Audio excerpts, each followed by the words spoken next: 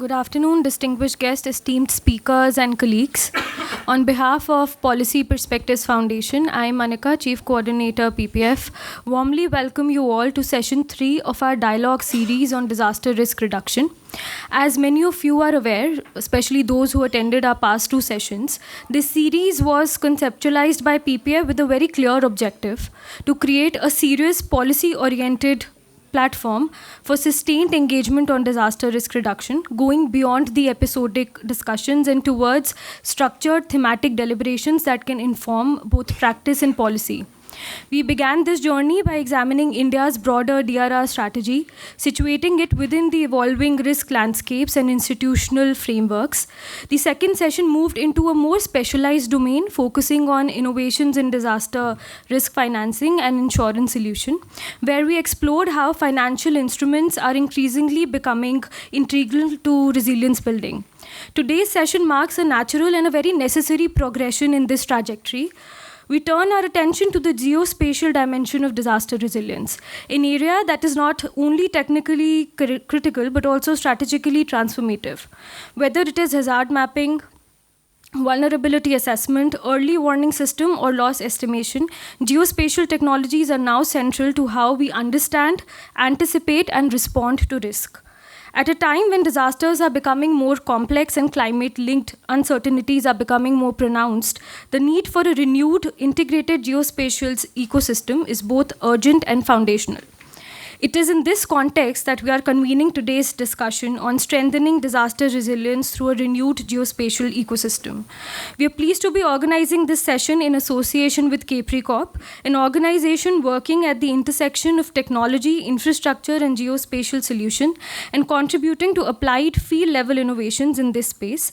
2 distinguished members from Kapri Corp are present here today: Colonel Retired Anil Sharma, Vice President Kapri Corp, and Mr. M.S. Bhargav, Head Government Business and Contracts, Kapri Corp. We're grateful for your presence and partnership. Today's program has been structured to allow for both strategic perspectives and technical depth. We'll begin with the inaugural address by the chief guest, followed by session 1, focusing on the current use of geospatial infrastructure for hazard mitigation, and session 2, which will take a forward-looking perspective on India's Earth observation constellation and the need for a new design. This will be followed by a brief interactive discussion. It is now my privilege to invite our chief guest for the session, Dr. Krishna S. Vatsa, member and head of department at the National Disaster Management Authority. Dr. Vatsa has played a pivotal role in shaping India's disaster management architecture and brings with him deep experience in policy formulation, institutional coordination, and resilience planning, both at the national and international levels. Over the years, he has played a pivotal role in shaping India's disaster management framework, contributing to the development of national guidelines, capacity building initiatives, and resilience strategies across sectors. We're truly honored to have with him with us today. May I now request President PPF to kindly present a token of appreciation to Dr. Krishna Vatsa.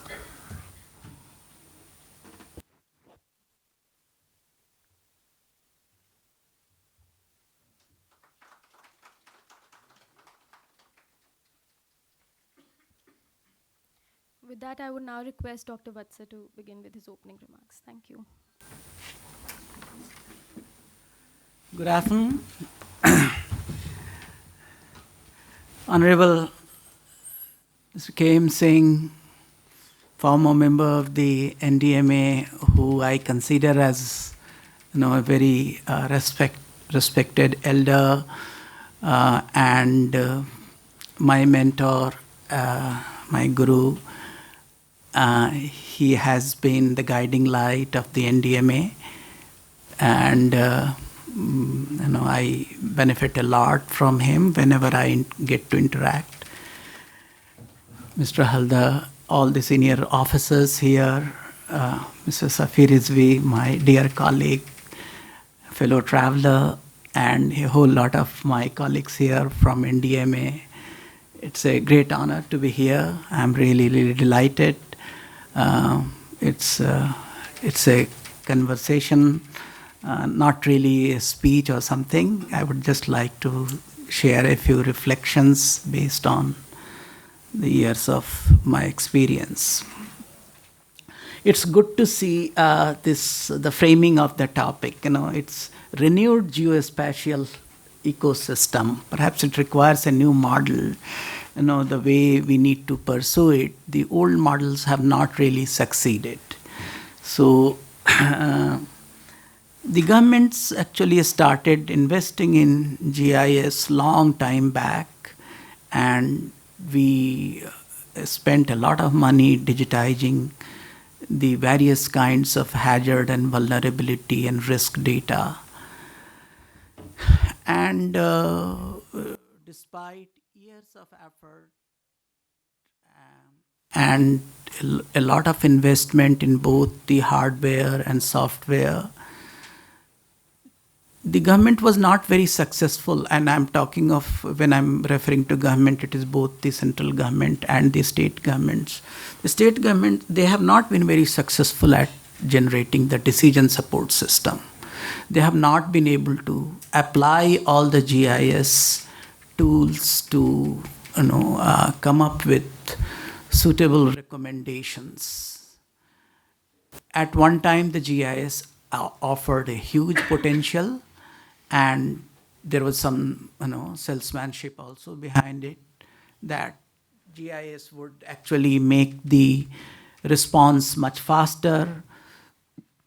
It would improve the delivery of relief. It would guide many risk reduction interventions. While it generated a few maps, in terms of the actual deliverables, the GIS could not be considered very successful. There were several reasons for that, because within the government, there was not much expertise for developing the various tools, the necessary applications. To that, the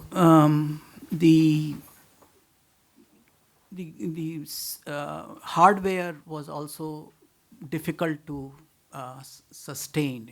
We needed continuous upgrades of the hardware, and the government found it difficult to procure the hardware on a continuous basis. Then at some point, the software was also a challenge, that we needed to upgrade the software very regularly. And it locked us into a system where we had to actually go back to the vendor time and again. And the government had to shell a lot of money just to keep upgrading the software.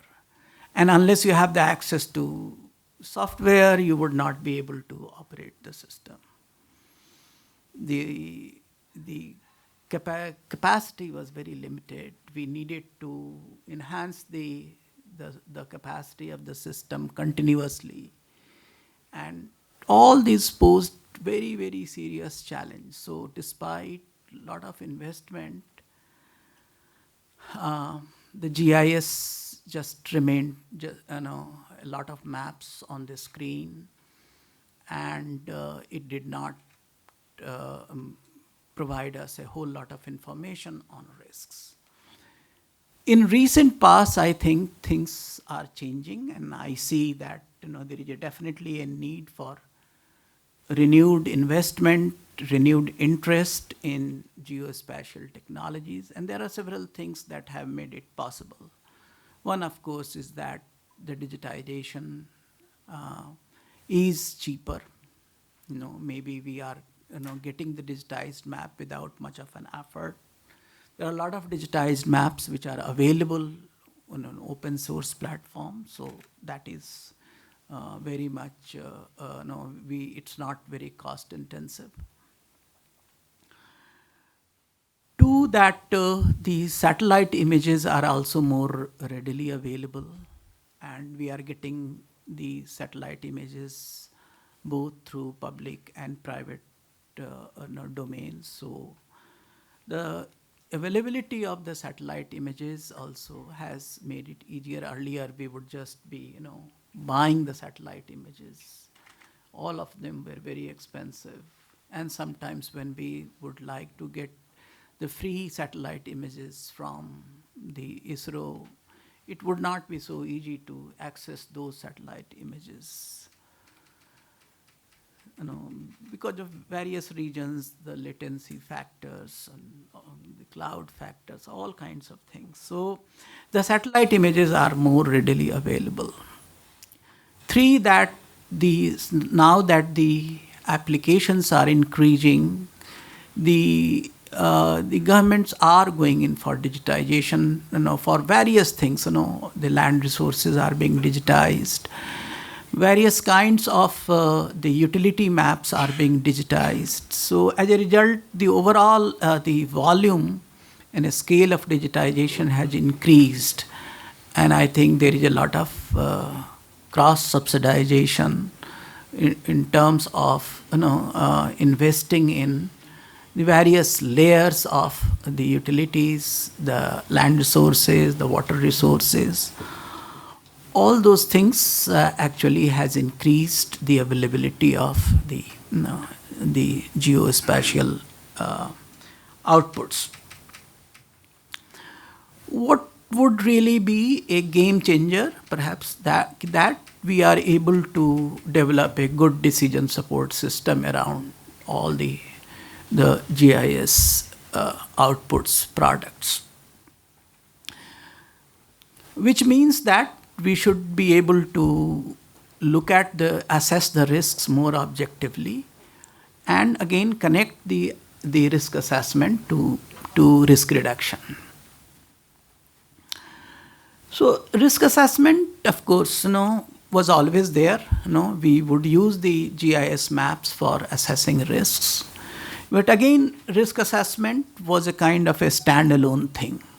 There is a small community that keeps itself engaged in risk assessment, and risk assessment is not very strongly connected to the overall cycle of disaster management. So this was also a big limitation, that risk assessment is a very specialized activity, and all kinds of models are being produced which have no linkage with how the disaster management is practiced on the ground. All that is changing now, thanks to several other developments, that disaster management as a full cycle is coming into being. We are not just looking into response. We are now also looking at preparedness in greater depth. We are looking at recovery and reconstruction, which also requires a huge amount of information. And the government of late has started investing in risk reduction. So we have a new generation of mitigation programs. All these interventions they require a lot of baseline data, which means that we need to access the various layers of land, water, and all the other natural resources, and all the deviations, all the deformities that we can see. I'm just giving you the example of landslides, which have become very, very frequent in the recent past. Climate variability actually has brought a huge amount of, a kind of a trend of a huge amount of precipitation within a very short period of time. We call it cloudbursts. We can also call many other things. But the fact remains that we are seeing so much of anomalous monsoon in various contexts, more so in the mountain range. And whenever we have the excess of beyond a certain threshold, whenever we have a huge amount of rainfall, it triggers landslides, and it triggers many other kinds of impacts. You can think of anything. Landslides are also of various kinds. Landslides, rock slides, mudslides, all those things, they are triggered. So when we start looking at how we can prevent landslides, then how we can think of looking at the rock soil connection, how we can look at what point there is oversaturation and the land would collapse. These are some of the situations that would need a very detailed map. So GSI, Geological Survey of India, would prepare the maps on 1:50,000 scale and would look at the landslides through those maps. Now, all of the GSI and other agencies are going for 1:5,000 scale. So there is a strong realization that we need to have more detailed maps to look at the various features of the slopes. We are investing in drought mitigation. So when you start looking into the drought mitigation, we also need to look at the landscape. We'll need to look at the surface water situation, the groundwater situation, the capacity of the soil to hold water, number of farm ponds that we can create. All that requires a very detailed kind of mapping of the area where we will be investing the amount. And then we also realize that some of the old assumptions about the risks no longer hold valid. So, in the recent past, we are still, facing those things. Very much in the midst of that, we have revised the seismic maps. We have created now 6 zones, all those things, and we are going into very detailed analysis of various fault lines and how they can trigger earthquakes of large magnitudes. And so we have revised the PGA values, we have revised the seismic zones, we have revised, also tried to revise the building codes. So the point is that we are looking at risks afresh. We are looking at risk afresh largely because we also have the resources and the kind of wherewithal, the technical wherewithal to invest in risk reduction.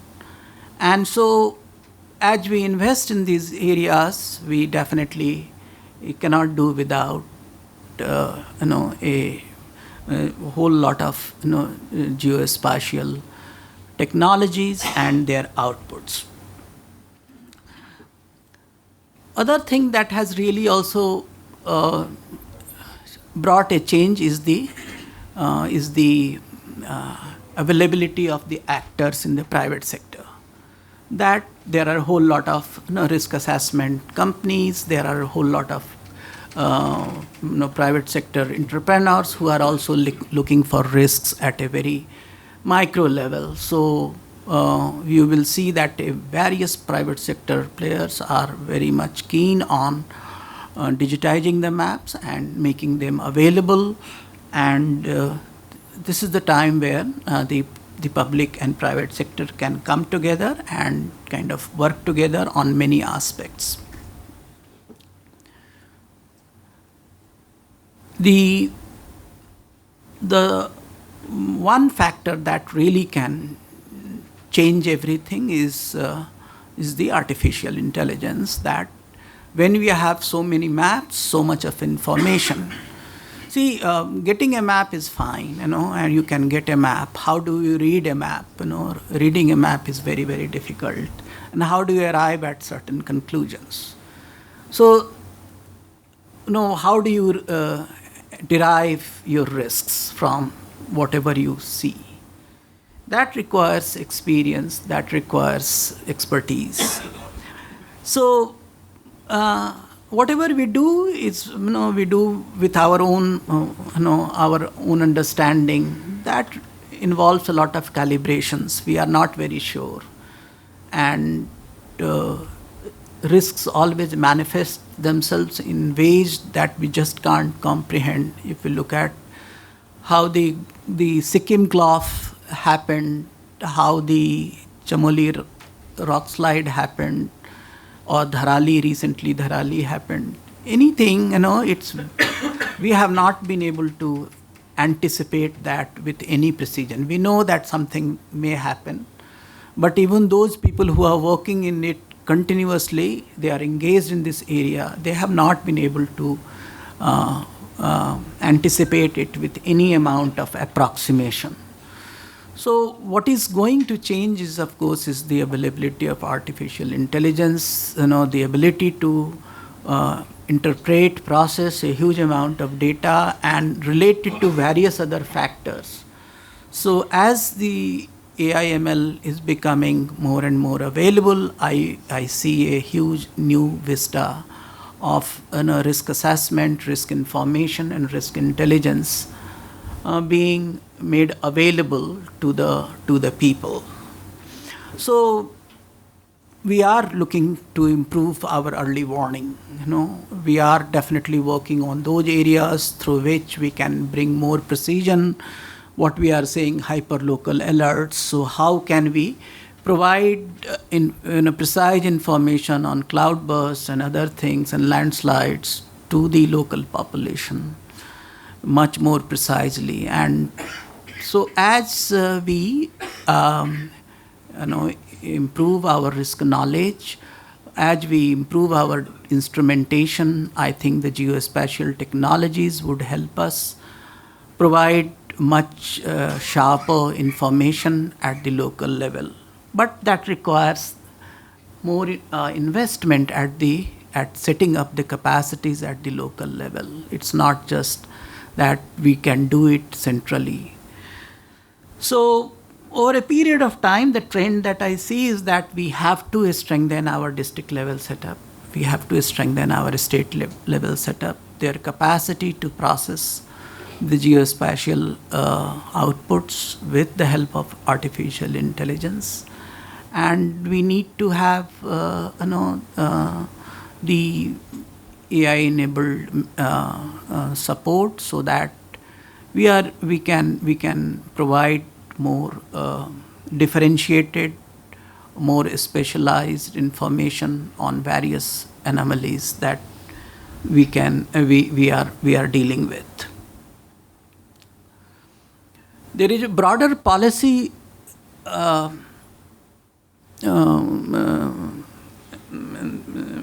atmosphere that is also very supportive of it. At the national level, we have the Gati Shakti platform. The Prime Minister has been very, very supportive of it. And we have now all the layers of the infrastructure available on the Gati Shakti platform, which is always being cited. And what we see is now we are getting references from various infrastructure agencies, how when they are starting a project, how they look at it from the point of view of natural hazard risk. So initially, 2 years back, 3 years back, it would be unthinkable any infrastructure ministry referring a project, an initiative to NDMA. But it is happening now that they are referring it to NDMA. Please look at the risk aspects. So what we are trying to do is to look at the various kinds of infrastructure maps and how the hazard maps and infrastructure maps could be juxtaposed and how we can interpret that to provide the right kind of comments and views on the appropriateness of the intervention. So the national level kind of support that is available for this kind of digitization, this kind of geospatial products is also going to be a very, very big boost for improving the risk information. So overall, I think this is the time when things should look very positive for investing in this area and using some of the geospatial technologies for a range of disaster management functions. So we are very, very optimistic. After a long time, I think this is the time we need to look at it very positively. And perhaps, we need to keep investing in this area so that we really achieve the possibilities of the science and technology. So thank you very much for sharing some of these reflections.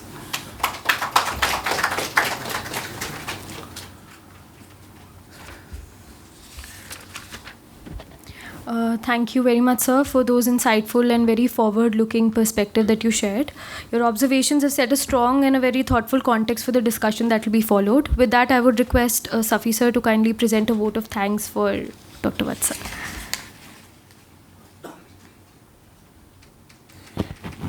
Thank you, Dr. Vatsa, for coming by to make the inaugural address here. It's a very small community of people, but under the aegis of the Policy Perspectives Foundation, the people who run this organization wanted to bring an entire disaster risk reduction focus to what their organization does. So your coming for this little event is very motivating, and I'm sure it will motivate them to take this process much further. The points that you have just made, sir, we have in the audience, we have the Space Research Head of IMD, Ms. Dr. Mitra here.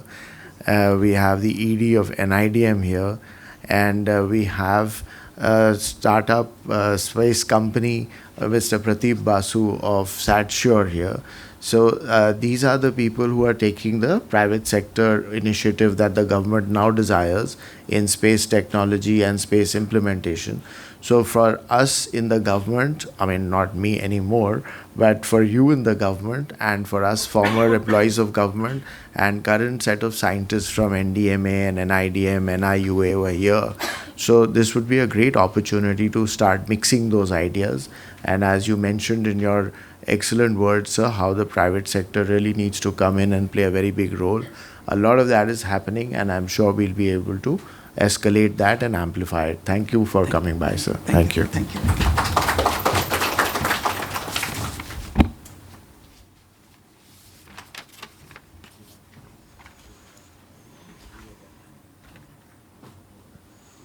Right.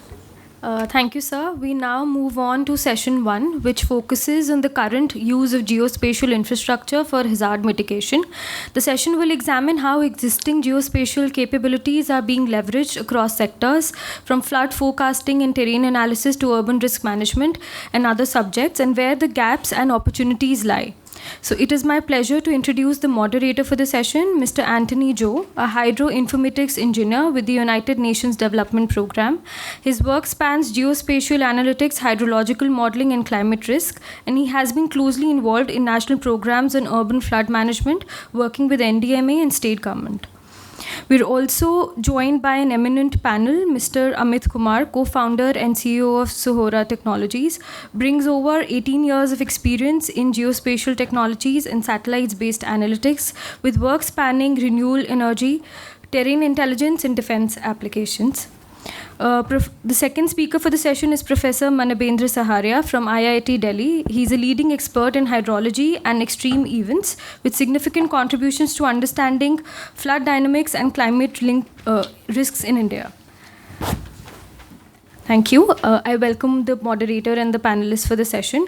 With that, I would now request the team to kindly present mementos to the speaker and the panelist. Moderator and the panelist, sorry.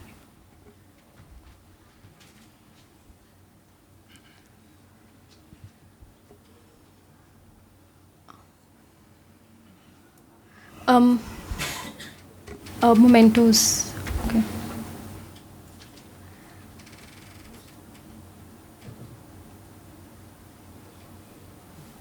Okay. Can you just go up and present?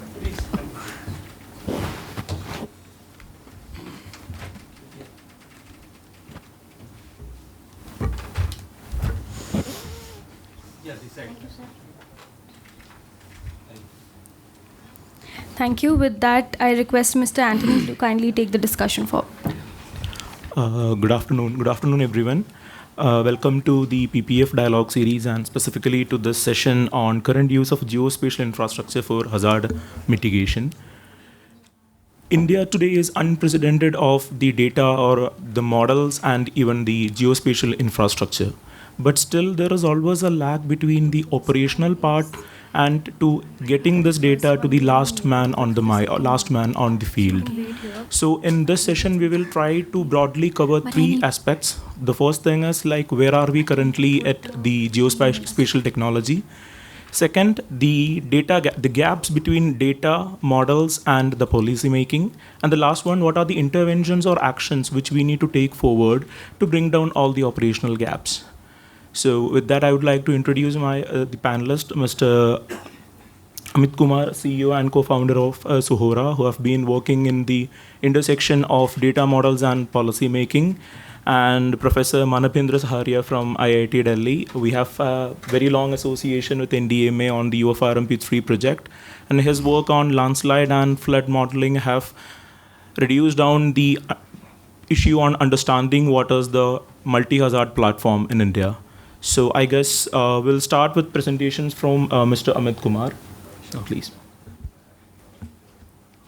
Hi everyone. So thank you for giving me this opportunity to be part of this gathering, and so I'll briefly introduce myself. My name is Amit, and I represent Suhora Technologies. We are a Delhi NCR based company working on space data analytics basically. So our work spans multiple domains. One is disaster and other is defense related applications of geospatial data. So I'll focus on what we do on disaster side, what we are trying to do on disaster side of things, how we are trying to act as a kind of a catalyst to mitigate certain disasters that are happening in India. So we are currently working on a platform called SID, and this SID platform is you can say an aggregation of a lot of capabilities, more or less flowing from satellite imaging as a source for information. So can you go to the next slide?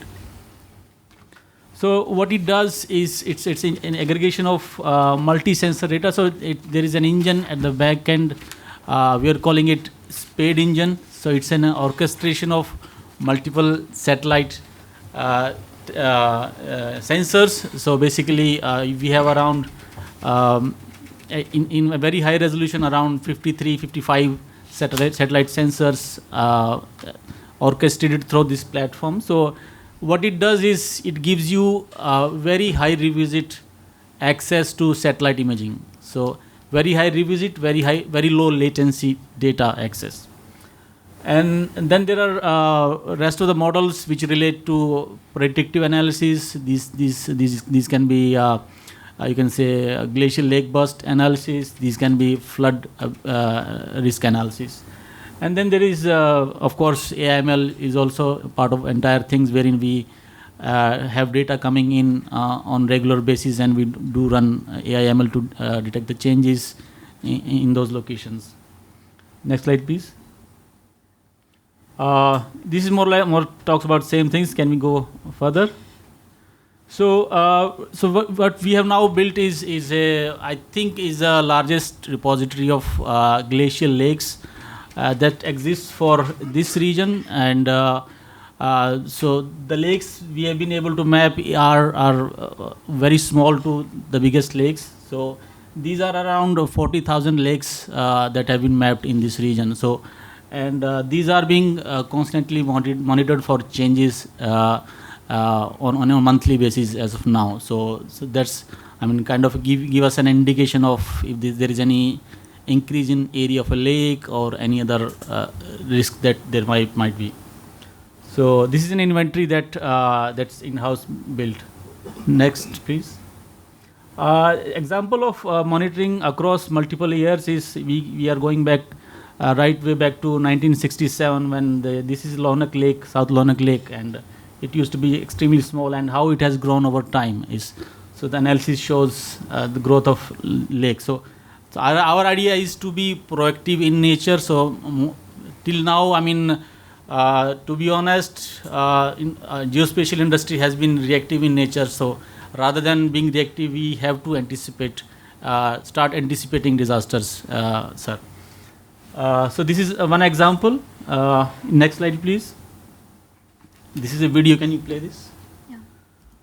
This is aftermath of Chungthang Dam disaster. So we tried to analyze how many buildings, how many bridges that got destroyed in that glacial lake outburst event.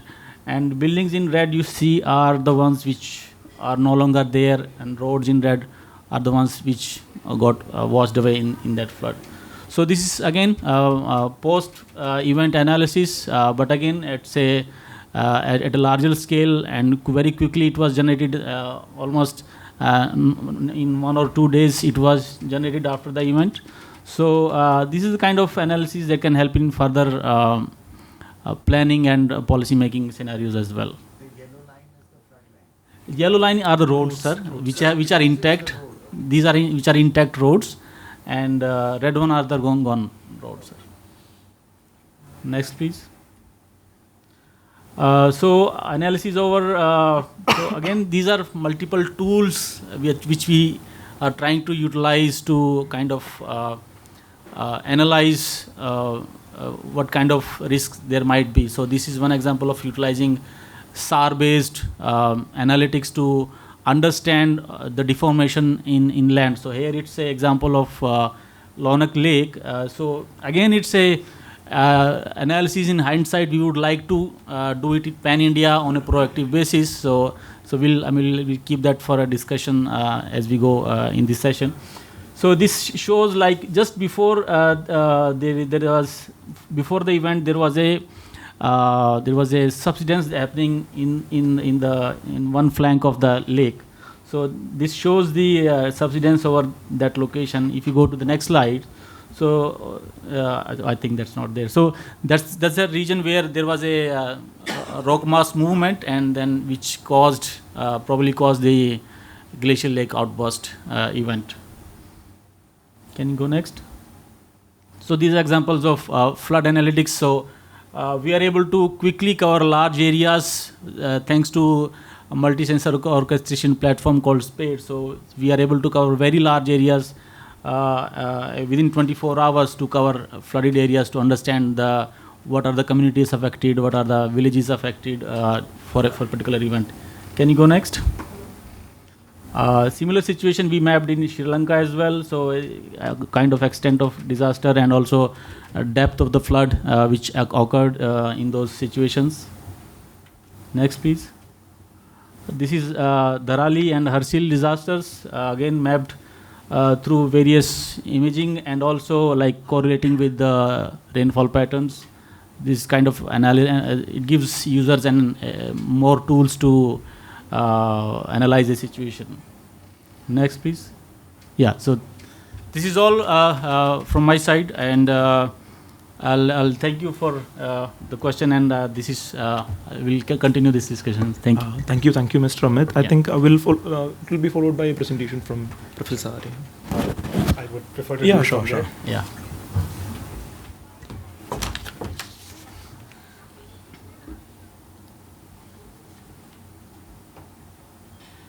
Where is the presentation? So this one is actually. Can you click this one? Yes. That's the one. Thank you, sir. You can. Good afternoon, everyone. Thank you very much for inviting me here. I'm a faculty in Civil Engineering Department and School of AI in IIT Delhi. So the topic is current use of geospatial infrastructure for hazard mitigation. So I primarily work on floods, landslides, and water management.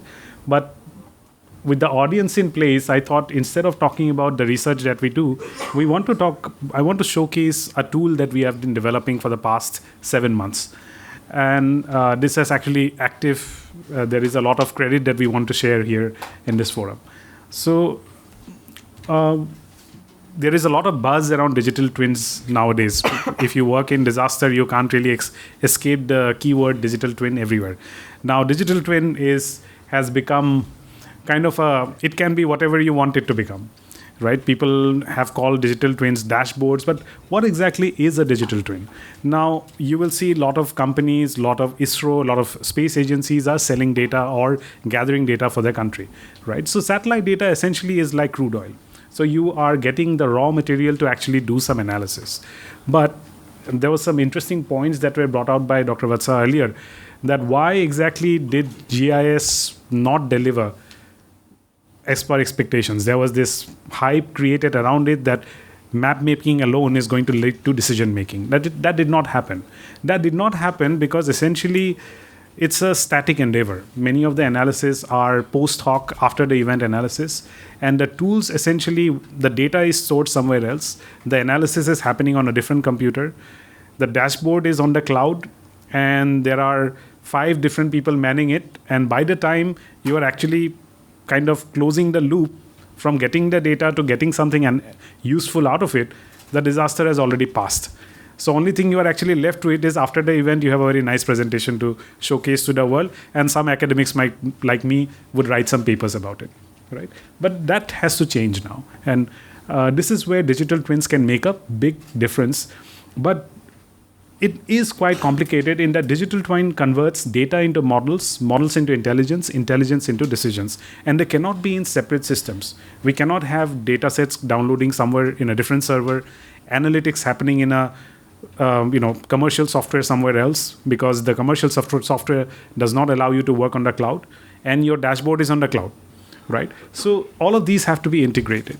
Now, and there is in all of these softwares essentially are disconnected from decisions and workflows, because what decision is useful for someone on the ground essentially is only known to the government bureaucracy, right? It may be known to the person who is running the district or who is running the last mile disaster management. They know that I need this decision. But the people who are building the softwares essentially are either people like me or people like from industry who have software engineering experience. Many of us don't even know what is the expectation of decision from the ground. So that has to be integrated within this platform. Now, one thing that I have not mentioned here is the strategic aspect. Now, because of this, in hydrology, in water and disasters that are connected, floods, landslides, all of it, almost all the softwares are actually commercial softwares come from outside India. And that is a tremendous, in fact, Dr. Vatsa may have highlighted that one of the reasons it failed was because government could not keep up the ongoing purchase of hardware. But on top of that, it's actually ongoing purchase of software that has killed the adoption of this. Because the way the system works is they will give a project to a faculty or they will give a project to a company for 2-3 years. Now, when the RFP is actually going out, they will mention / this software, that software, but they will mention a commercial software always. And almost invariably, they will use a commercial software. They will pay 50 lakhs, 40 lakhs, whatever it takes. Now, the validity of the software is only for 2 years. The moment the project ends, the vendor has also washed their hand. The person who was responsible has also got transferred somewhere else. Now you are left with a white elephant that you cannot pay for. So this is where we have to develop softwares we have to take basically a cue from the atmospheric science community, because IMD does not pay for running a weather model for the country.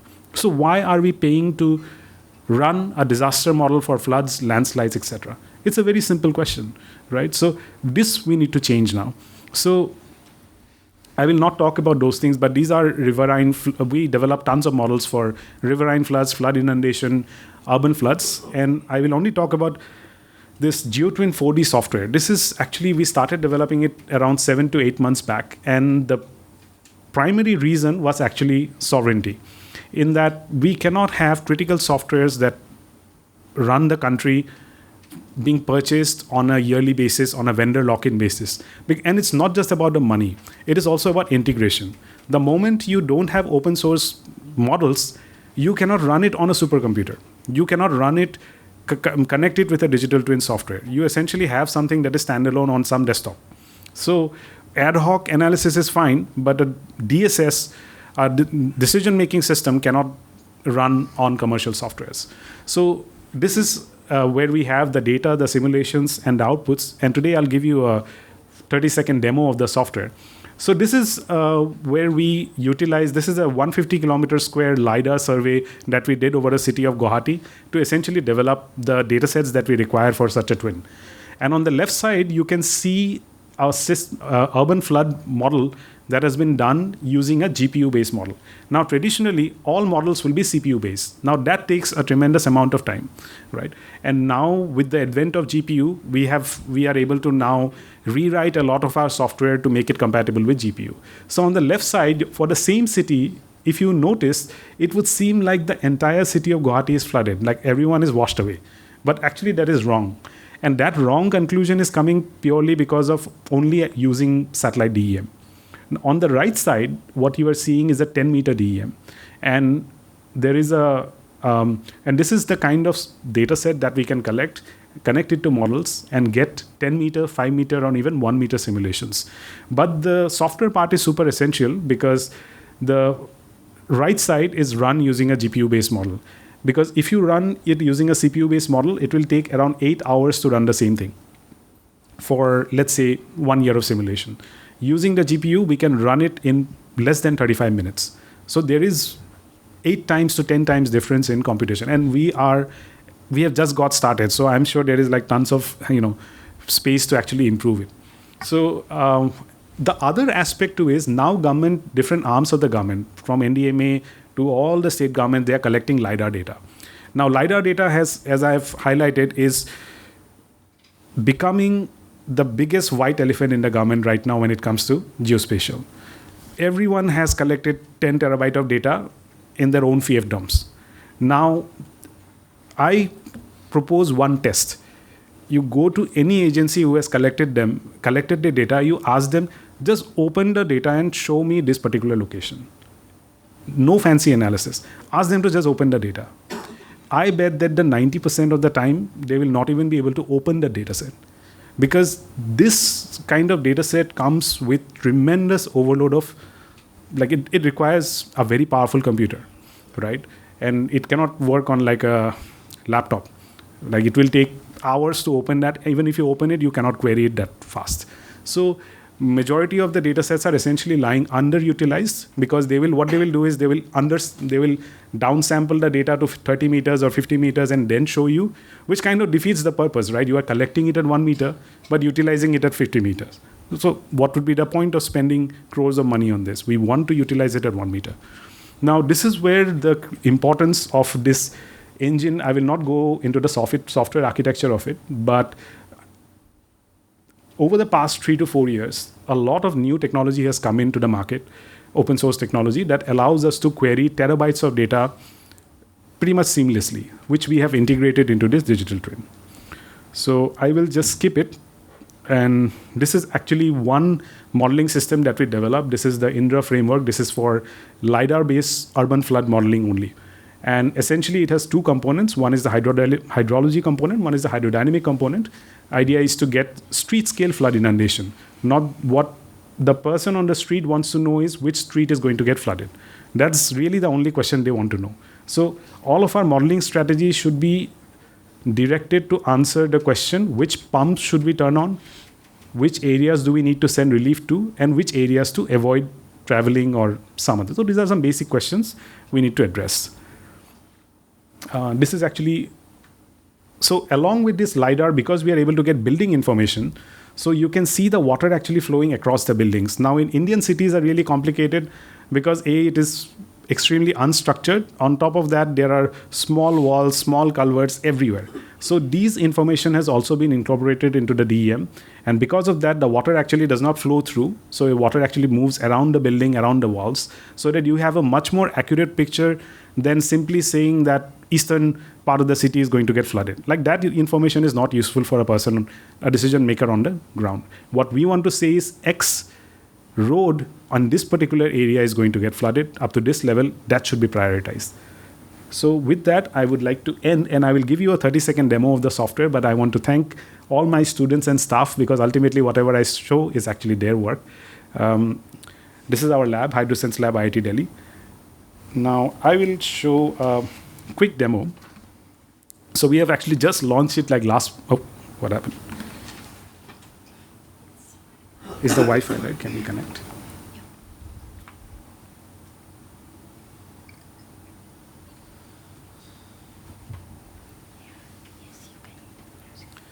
This would also be a good test because I'm just going to load around 4 terabytes of LiDAR on a mobile phone internet. So if it fails, you can kind of blame me for that. Let's see.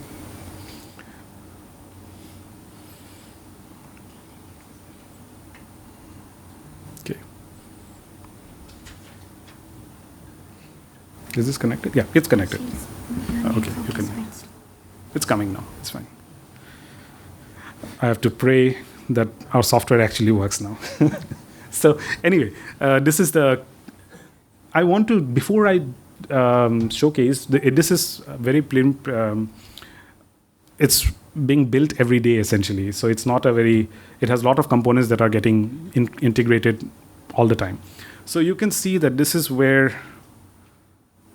This is the city of Guwahati. And you can see, because it is mobile, it's a little bit of time. You can go in and go out. These are all things that we have extracted. You can get the height of the building. And these are all very granular information. So right now we are loading in essentially 4 terabytes of data over the city. I can in fact show you even the LiDAR point cloud. So LiDAR actually comes in various formats, but the most difficult format is the point cloud, which is essentially the raw format. And you can actually see it here. The reason we are able to stream it pretty much seamlessly is because of the backend software that we have been developing at IIT Delhi for the past 7-8 months. Okay.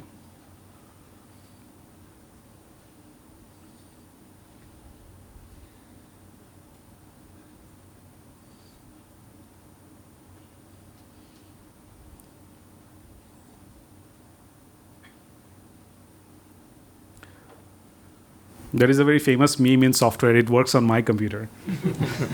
But it's the same.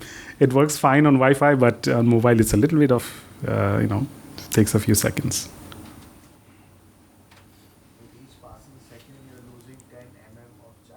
Then in that case, I'm going to skip this part, and I'm going to simply show you the command hub because that is actually much fine. And what we are essentially doing is for this city, suppose you have 100 sensors in the city. You are measuring the water level, you are measuring water quality, you are measuring so many other things. You should be able to click on any sensor and get the output. You should be able to look at all the transportation and building networks in the city. And on top of that, you should also be able to get all the flooding and landslides and weather and all this information. So the moment I do like an urban floods overlay, it will take maybe like 5 seconds, and it's going to load the entire flood simulation for the entire city at 1 meter simulation. So this software actually, unfortunately because of the mobile internet, it's not as seamless as I want it to be. But I want to highlight that we have developed it with only one purpose. The purpose is having full control over software. We are IIT Delhi. We have an obligation to the country to develop software that is useful for us ourselves. So we have done a lot of research in developing modeling and research papers. But what we have realized is unless we own the pipe that delivers the last mile analytics, all the research and all the models are not going to be of any use. So for the past 1 year, I've been in a lot of meetings with NDMA. And that's what actually inspired us that along with the research, we need to think about how to build this pipe, essentially. So this is the culmination of this work over the past 7 months. And now we are integrating floods, landslides, and so many other things. I'm always happy to take, advice from everyone how to improve it. And hopefully, we are going to find some users for it very soon. So with that, I would like to thank you. And sorry that this simulation did not load, but I assure you it works fine on a Wi-Fi. But thank you so much. Yeah. Thank you, Professor Saharia. So that with that, I understand Suhora have worked on most of the hazard modelings like flood, landslides, and GLOF. So as an industrial partner, can you take us through what the process is, like what a pipeline looks like from the data ingestion to a particular format of data as an output, which will be usable for a decision maker. So what is that process? So unfortunately, I may not be the right person to answer that modeling question. So we have expert in that regard. But yeah, so I would say like we are not at Suhara, we are not like inventing new techniques to do the things, but things what we pick up from already existing techniques and literature is what works reasonably well and gives me good enough results for starting, and also is scalable. So these are the things we look at in terms of what we do, in terms of algorithms, in terms of what data sets we utilize. So I mean, I may get a very high resolution data for a very small part of Delhi, but I will not get the data for entire India, entire Himalaya, for example. So I need to look at a solution which is baseline, which can cover large area, which can actually give me results quickly, and rather I don't want to wait for a very high resolution data set for like another 5 years. I don't want to wait for that. So I mean, so we use whatever is available, and also we easily in reach to do what's required for, whether it's for flood modeling or whether it's for any kind of dam burst assessments and all that. Yeah. Okay, so mostly you have been working on the existing available data sets, which would be mostly open. Yeah. So because there are a few things. I mean, there is, of course, one is like technology part of it. Second is also like the business part of it. So being a startup, we can allocate resources to certain aspect of my product. So that's which is reasonable and also is useful for my users first. Okay. So I mean, that's also a part of this. So working on the open source data sets is like one of the important aspect. It's an important aspect. We utilize open data from, like, when it comes to imaging, it can be Sentinel data, it can be Sentinel-1, Sentinel-2, Sentinel-3 data, and on the dam sides, the open dams available, Kato dams available. So all that we utilize. So with that, Professor Saharia, I understand that the Moothedan model, which you just presented, is one of in-house built modeling. So I understand that there would be some proprietary data sets which were used in it. Right. So what were the kind of data sets which you felt like was more important to gain that granularity, and what were the uncertainties you found in such a modeling? Okay, so the number one input is the LiDAR data. So a lot of the flood models that have existed, for decades now, they are not really meant to use LiDAR data. I mean, LiDAR data is a very new phenomenon relatively in our world. So they are meant to use coarser data. So we have essentially developed a lot of what I would call wrangling code to make LiDAR data useful for a flood model. So it essentially cuts the data sets in smaller parts so that we are able to load terabytes of data in a big size DEM into the simulation. The second part is actually extracting a lot of useful layers. Now, what I mean by layers is, for India, the layers that are most important for flooding, urban flooding, is buildings, walls, and also, of course, the underground network, whichever city has it, the flood network that we have for transporting the floodwaters. So these information needs to be incorporated into the model. Relatively for urban models, the soil information is also there. There is a lot of other information, but they are much less important. The two most important things are having a very good precipitation data and a very good DEM.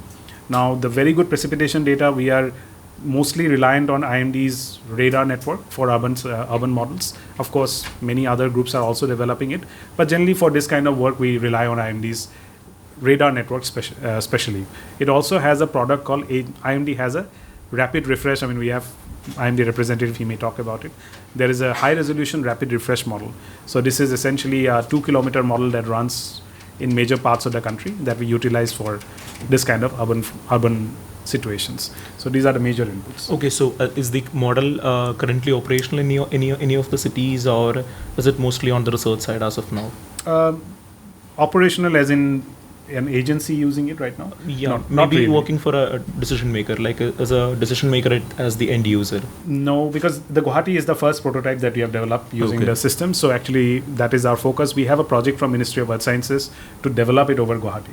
So it's kind of, we are scratching our own itch. So we collected the data, we developed the system because we have a funded project from Ministry of Earth Sciences. Okay, so wherever you had found that the satellite data, the openly available satellite data is insufficient, for specifically the urban flood modeling case, you replaced it with a LiDAR data set.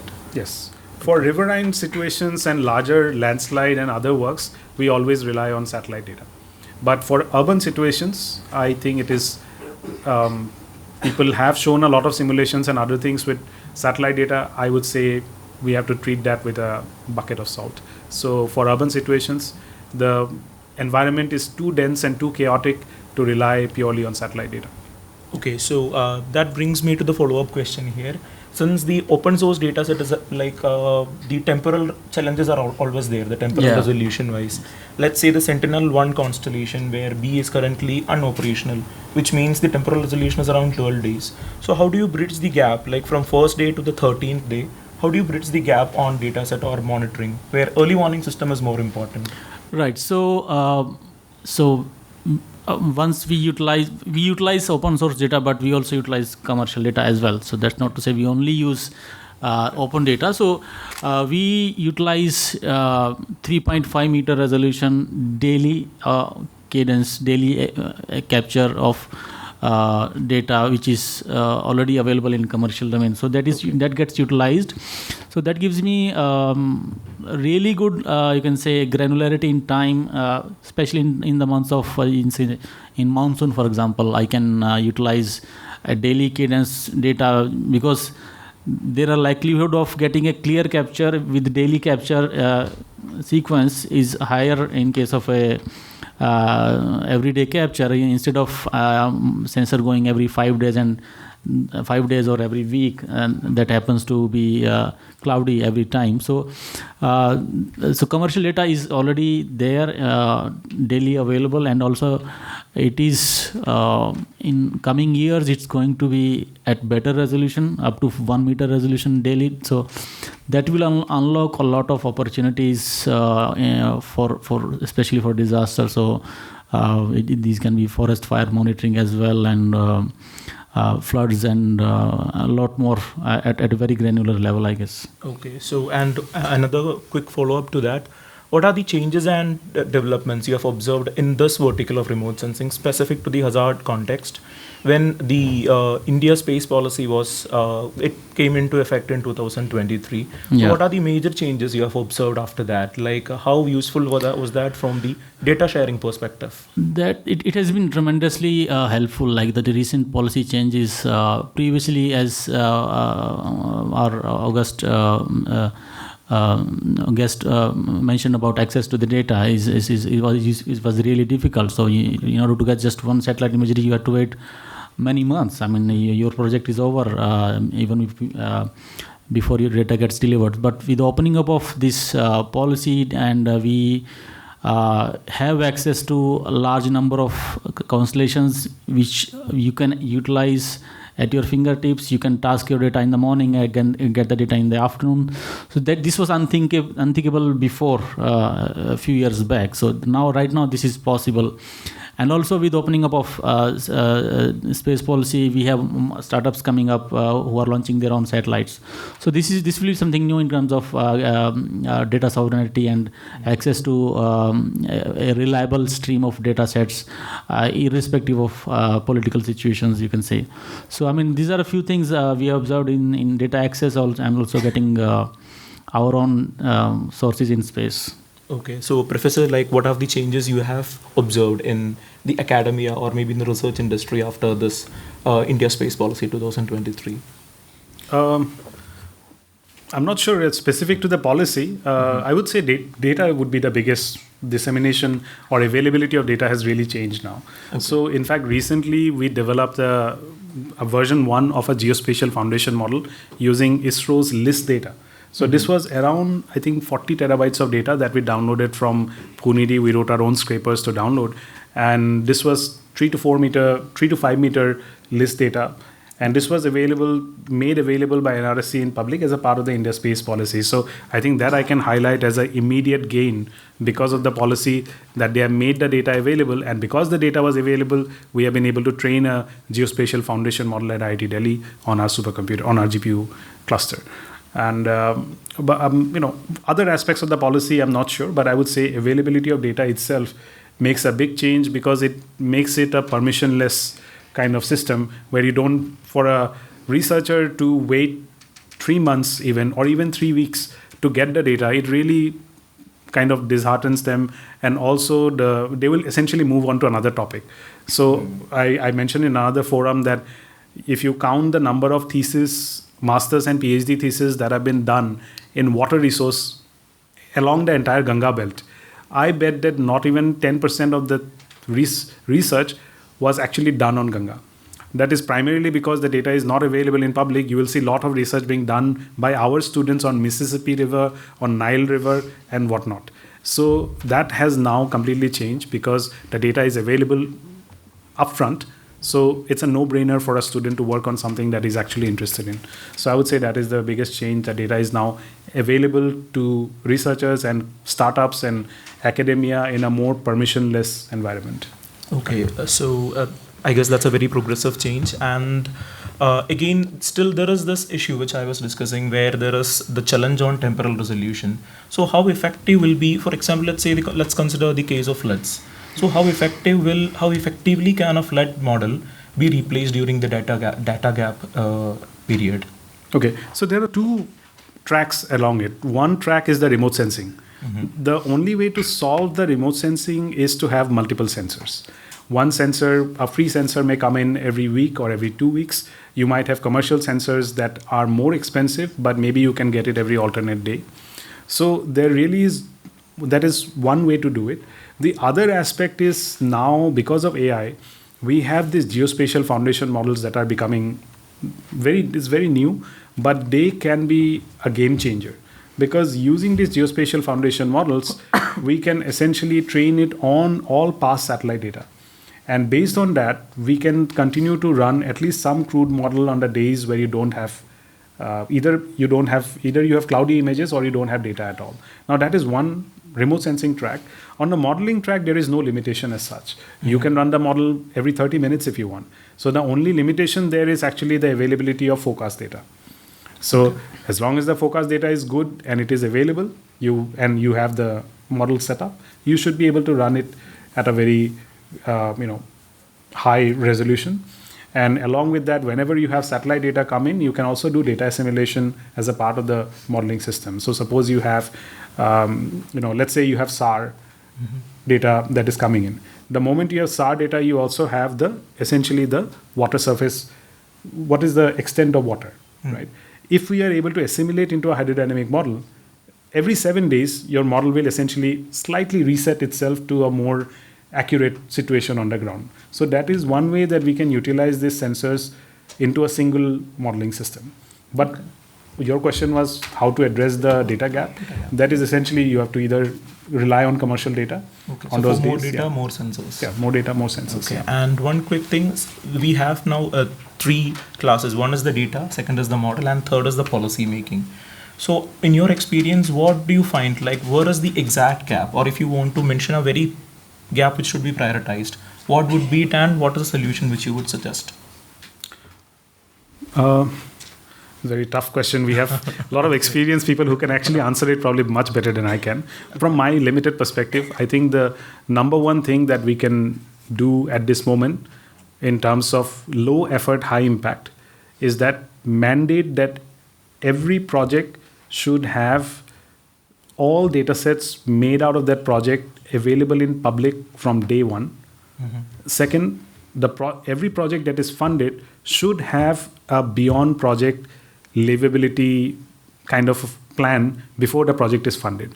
We cannot fund a project for 2 crores for 2 years and then think in 2 years, oh, now I have the system, what am I going to do with it for the next 5 years? We must have a continuity plan.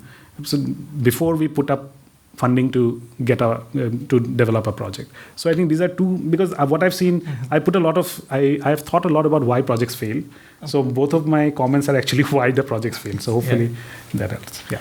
Okay, and I would like to see if there are any questions from the audience. Yes, sir, please.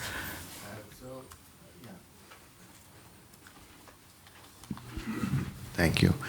So my question is actually in parts to Mr. Amit of Sohora and to Dr. Saharia.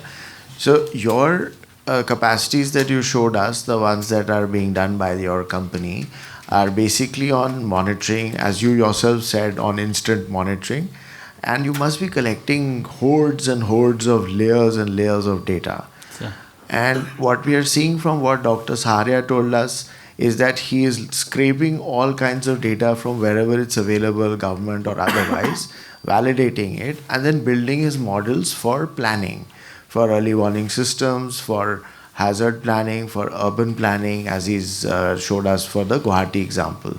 Then we also have Mr. Kapoor from NIUA here. He works on the urbanization part, so he looks at the flood part also.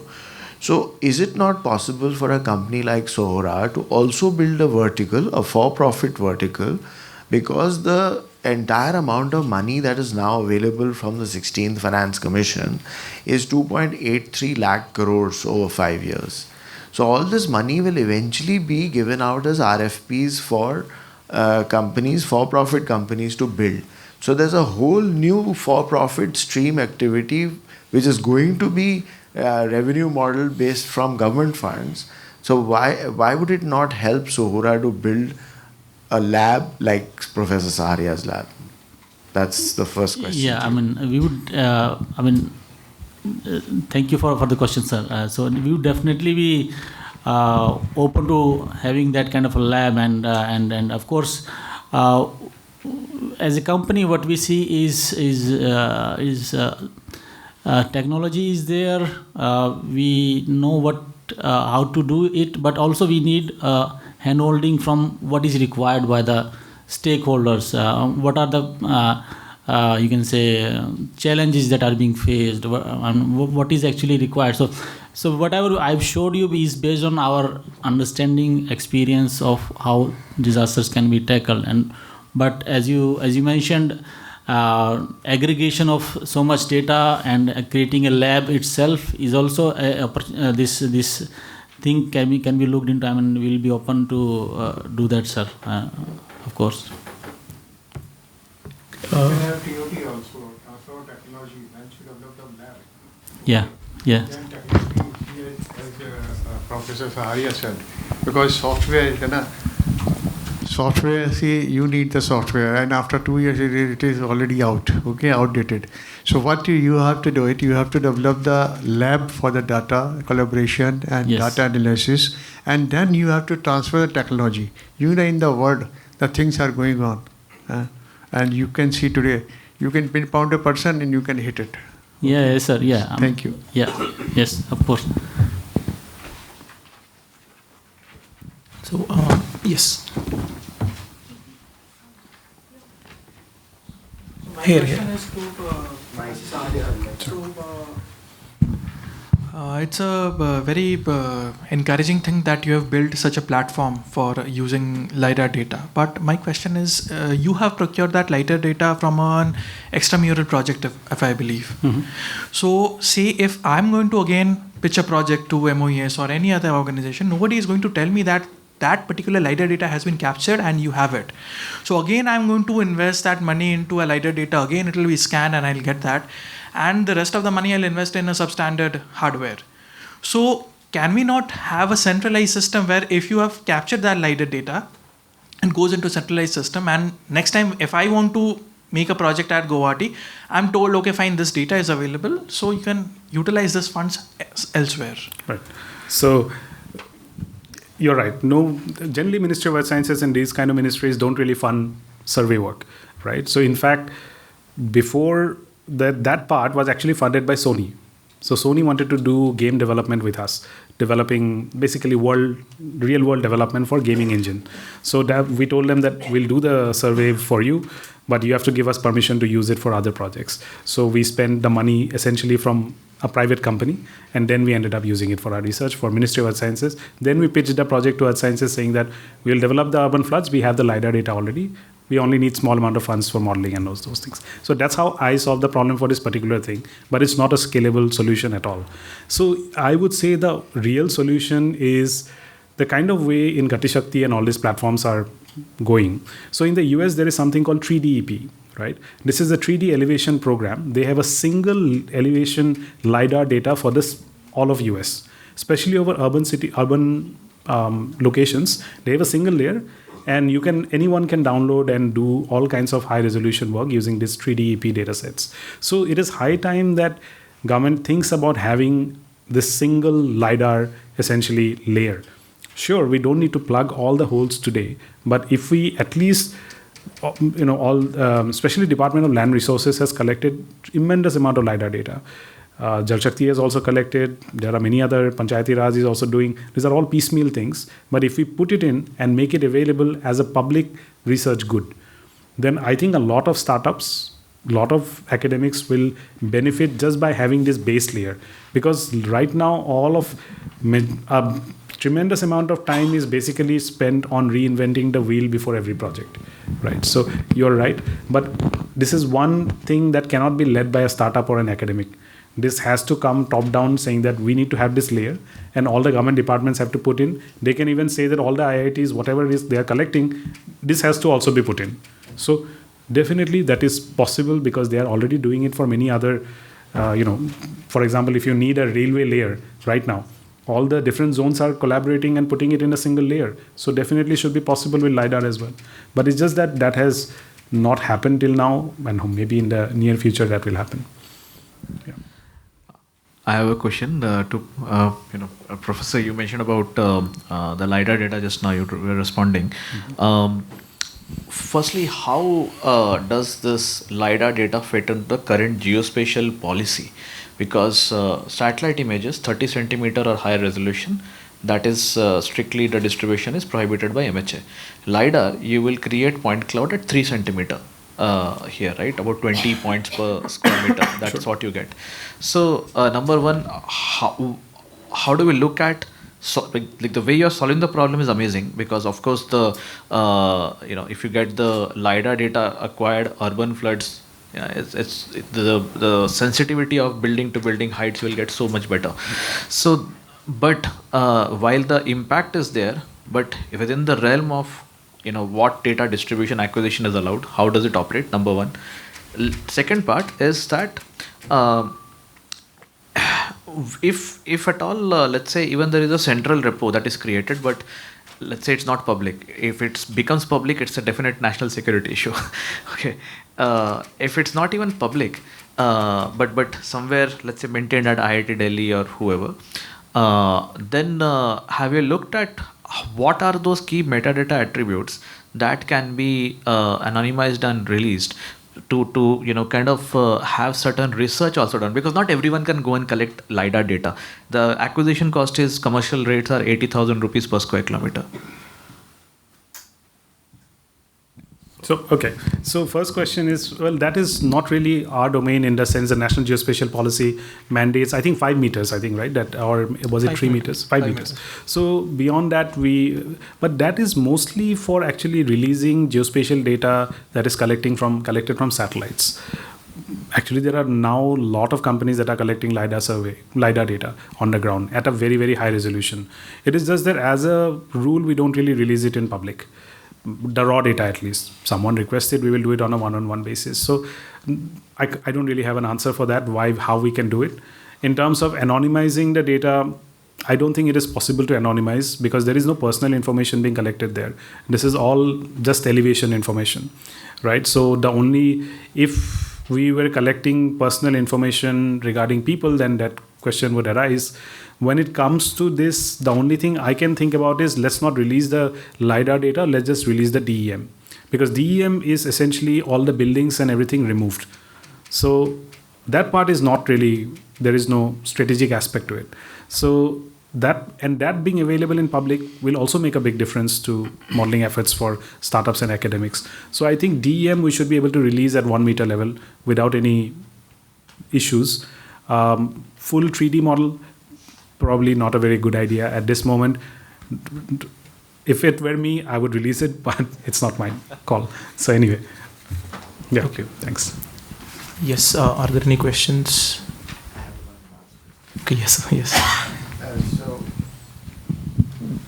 So from the experiences that we had with a company like yours when I was with NDMA, you look at the aspects with regard to disaster and all that. Then we are also aware that the same company with the same satellites and the same analysts and the same everything, hardware and software, also looks at the security side. Yeah. And it's exactly the same software and the same hardware. So in your experience and in Professor Saharia's experience and also the moderator's experience, why is Government of India doing these things in silos? Like we have the head of space in IMD here. His entire resource network of hardware and software is focused on this. It will not be used for the security side. Whereas the security side, whoever's managing that, all the resources, the hardware, software will use only for the security side. So do you see somewhere by which these two can come together in government, because it's such a huge waste of resources? Yeah, so based on how much we have worked with both sides of government, so I can definitely say like amount of data that is consumed by the non-civilian side of is immense amount of data that's captured. So, but I see, there's an immense amount of capacity that gets utilized, and I see there can be a common ground wherein data can be shared from either side, which is safe to share to certain organizations or to public even. So there is definitely a space, but I don't think I'm the right person to answer why it's not being shared or like getting done. But yeah, there is definitely everyone kind of waits for a push from above to get things done. So koi bol de ke main kar dunga fir. So that's the kind of thing is what is generally seen is. So for every department we have seen is there is a lot of data lying in silos, and space agencies and ISRO, there is a lot of data available, and there is state agencies, a lot of data available. Some LiDAR data is available. All data is historical legacy data. There is data with Serve of India available, based on which topo sheets were created. So a lot of data still lies in those silos, and there is unfortunately there is we have not seen any concerted effort to bring those to surface and utilize these for applications. So this should be done, sir. But I would be really happy to first to be like utilize those hidden data sets. So yeah, sir. Yeah. So I'll just keep it short, and this is my personal perspective. Barring 10% of the cases, I think people vastly overestimate the usefulness of purely data. I think they vastly overestimate how useful the data is, but they underestimate the usefulness of models, workflows, the software, the entire end-to-end engine. That is, having that in a dual-use purpose is infinitely more useful than sitting purely on like some silo of data that you have collected, because you think that data is so much potential. Because if you connect the data with other data, the outcome will be much, much bigger than simply becoming the king of a small hill of a data set, or data hill, whatever you want to call it. So I would say apart from 10%, people vastly overestimate how important the data is. That is why we release it freely. Never has it been a situation where we thought, oh, we released it, it is such a big loss. That has never happened. So I would say maybe for some very specific defense projects, some data is very important. Other than that, even in strategic sector, from my experience, the data sets are pretty generic. There is no difference in the exact data that they are collecting. The exact data is being collected by Survey of India as well. There is no difference. It's just that there is a label attached to it that the data is important. But more and more people are going to realize that it is not alone the data. Because if data alone could solve it, then the data collection agencies alone would be required. Why would we even need an NDMA, for example? Survey of India could have done it. They were collecting data. But data alone cannot solve disasters or any other problem. So it is the entire ecosystem. The ecosystem cannot develop in silos. So, yeah. Yeah, again, I wouldn't be able to exactly answer why that sharing of data is not there, but I think it's very important for the data to be shared, not just because some other agency or some other client or customer can use. Even the data agency which have acquired the data, they would have sometimes misses the validation process. So that cross validation process between the institutions is very important. So if a data is being shared, even if there is a validation issue, even if there is an efficiency coefficient issue, I think that validation actually happens before the other agency actually using the data. So I think it's very important. It's very high time we do have a very good platform where all the data which is shareable, maybe without the defense and strategic data may be deleted there. But such a platform should exist where everyone can have access to the data within the confinement of the India space policy. Yeah. So any other questions or? Yeah, so in the interest of time, I'll quickly conclude.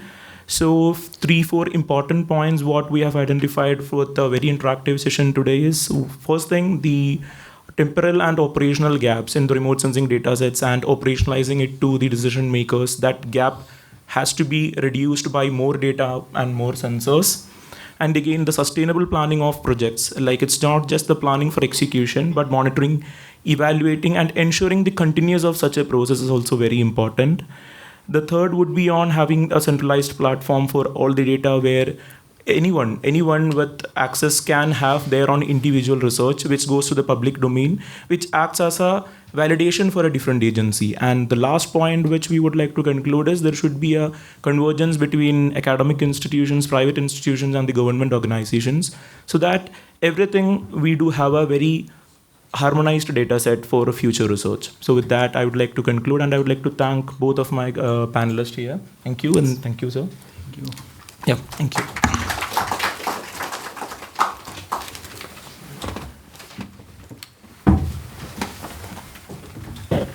Thank you to the speakers for very interesting presentations, and moderator for sharing very engaging observations about the presentation.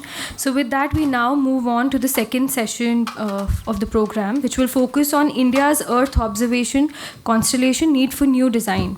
The session will take a more forward-looking discussion examining how India's space-based capabilities can be reimagined to better support disaster resilience planning and response mechanisms. It is my privilege to introduce the moderator of the session. While he doesn't need any formal introduction in this room, but it's my duty, Shri Safi Ahsan Rizvi, who had a distinguished career in public service and brings with him deep experience in governance, security, and institutional systems. He served as a former advisor to the National Disaster Management Authority and as executive director at the National Institute of Disaster Management, where he played a key role in strengthening policy frameworks, training, and preparedness mechanisms in disaster risk management. His insights into operational and strategic dimensions will add immense value to today's discussion. Next, we move on to the panelists. We are honored to have with us an eminent panel for this particular session. Dr. Ashim Mitra, Project Head Satellite Research at India Meteorological Department, who brings extensive expertise in satellite meteorology and Earth observation system, contributing significantly to strengthening India's forecasting and early warning capabilities. The second speaker for the session is Mr. Prateep Basu, founder and CEO of SatSure, a recognized leader in the geospatial analytics space, working at the intersection of satellite data, AI, and decision intelligence, with applications spanning agriculture, infrastructure, and disaster risk management. May I now request the moderator, along with the panelists, to kindly come on the dais.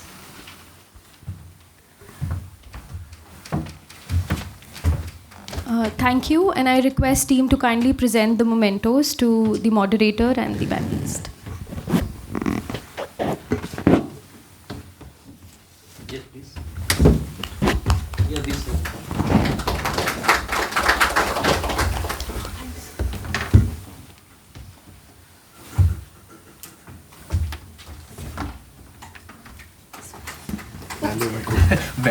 Yes, please.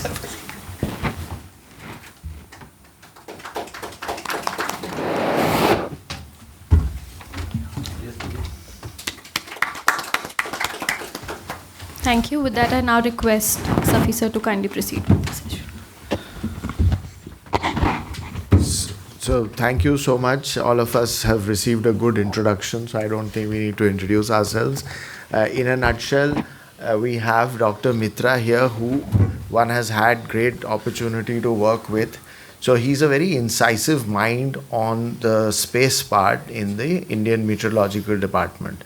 And I had occasion to work with him in designing a new constellation, proposed new constellation for Earth observation.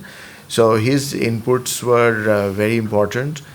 We had experts from the National Remote Sensing Center who were guiding the entire process, and from several government organizations. So his views were quite important, and he was able to overturn a lot of our discussions. So he has that capability and that understanding of the whole scenario. And Mr. Basu, one has gotten in touch with because once the Government of India established its open space policy, in which Government of India wanted the private sector to start building satellite launchers and satellites, and analysis, as Dr. Saharia was telling us, analysis of not just having the data, but analyzing the data is so much more important. So of those companies, I think one of the few that has really come up is SatSure, the company that Mr. Basu co-founded. Not even co-founded, he didn't have anybody else to work with him. He eventually grew his company. So we are very fortunate to have these discussions with us, and I haven't carried my notes with me. Can you please give me that brown thing? Yeah. Thank you. So what we would like to focus on essentially is that we want a re-engineered geospatial system. As our chief guest told us, that we should have a better system. It's not just maps and various other things. So I would like both of you to initiate this conversation. We've shared the cheat sheet with both of you. So if there's anything else you want to start with, you're fine with that. We can always come to this. This is not urgent, not important. So I think we'll start with Dr. Mitra on how you foresee a new constellation in India. Is there a need for one? If so, what are the 4 or 5 most important points? So I have one presentation. Can I? Yeah, sure. Yeah. How many slides is it? It is 6 slides. Please. Always short and sweet and very brief in his discussions.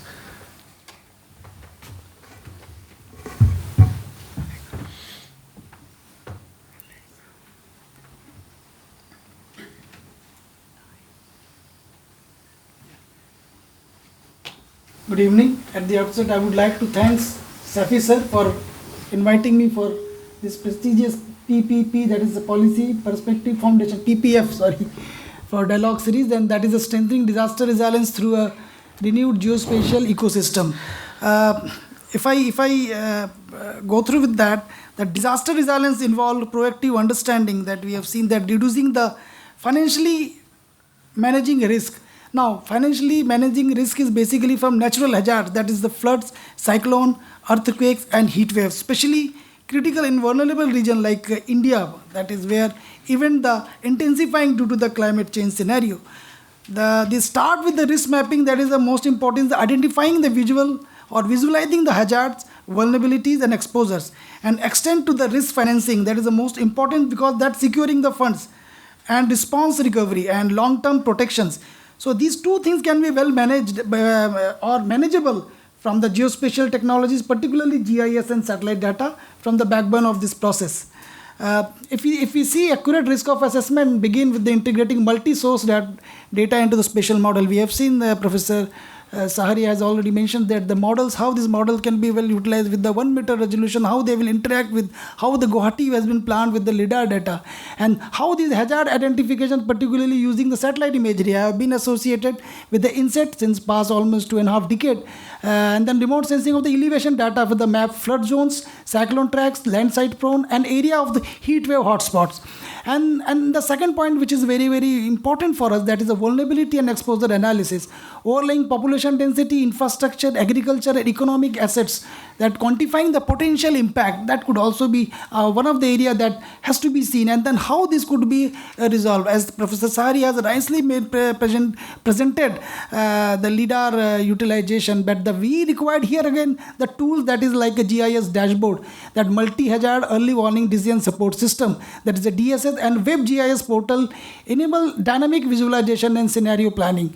In India, organization like IMD and NRSC, ISRO, all leveraging the space-based technologies for early warning. For instance, the indigenous system track phenomena like western disturbance, cyclone, and then supporting real-time alert and reducing response time. That is the most important. We have seen that WMO's the recent agenda is that how early warning system could deal with all the countries which they do not have right now with their center and their agencies.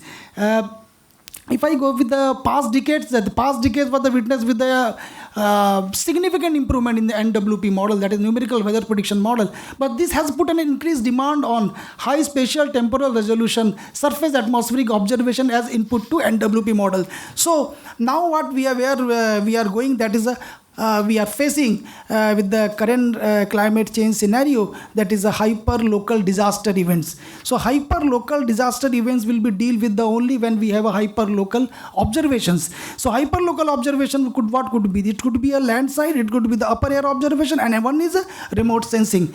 So measurement of the atmospheric components from the space, particularly from GEO platform and the LEO, and then MEO, we have a different repeated and regular measurement over a wide area, and that as well as the way over the area that is not accessible conventional methods, that we have to look at. That space-based platform, they will provide the condition in a different region through measurement of reflected and emitted radiation, various electromagnetic spectrum that we have to look at. So these are the key operational and recent satellite which we have: ResourceSat, Cartosat, OceanSat, and RISat.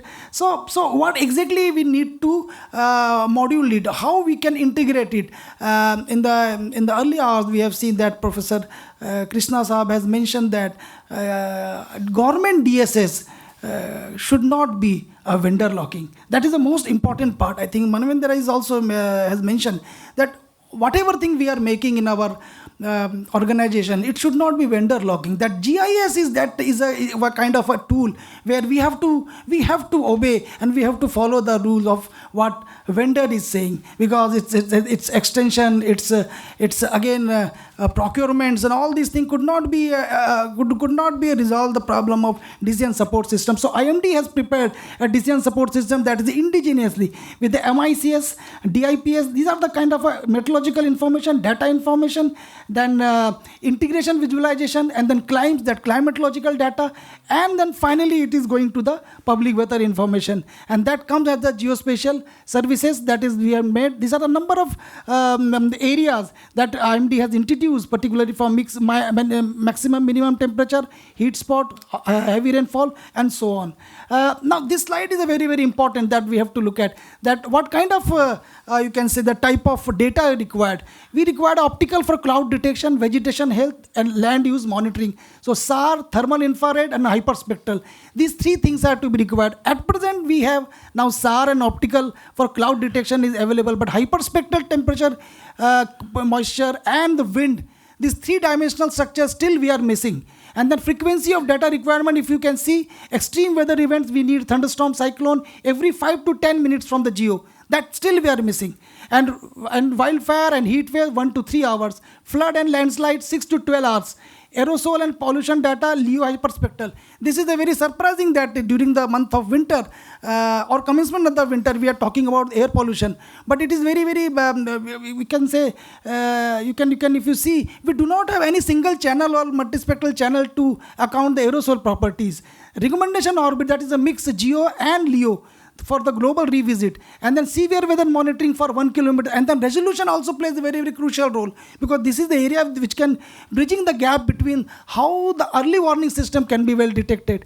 And urgent requirement for problem resolution is deploying next gen geo satellite with 1 kilometer and 10-minute intervals, dedicated lightning mapper. We do not have lightning imager in our current Indian system of payloads, where FRP, that is the alert system sensor on board, is not at all available. Cross-cutting agency like cross-agency coordination of real-time alert system is still missing. So this is the last slide which I am showing you. This is the new design, that what exactly we have to go. This is the kind of a discussion we had under the chairmanship of Dr.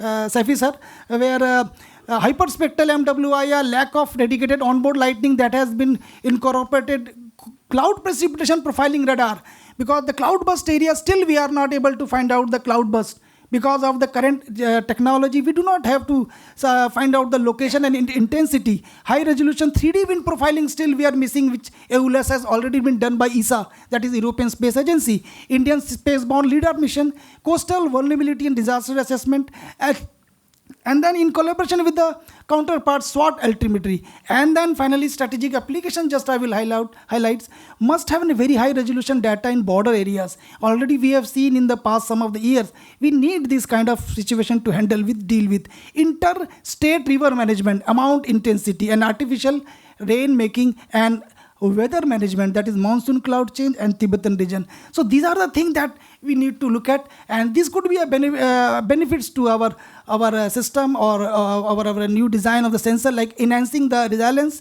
faster, more reliable data, economic and strategic gain, and global leadership, that is positioning India among top EO power with sovereignty, cutting edge capability. Thank you, sir. Great, thank you. Please.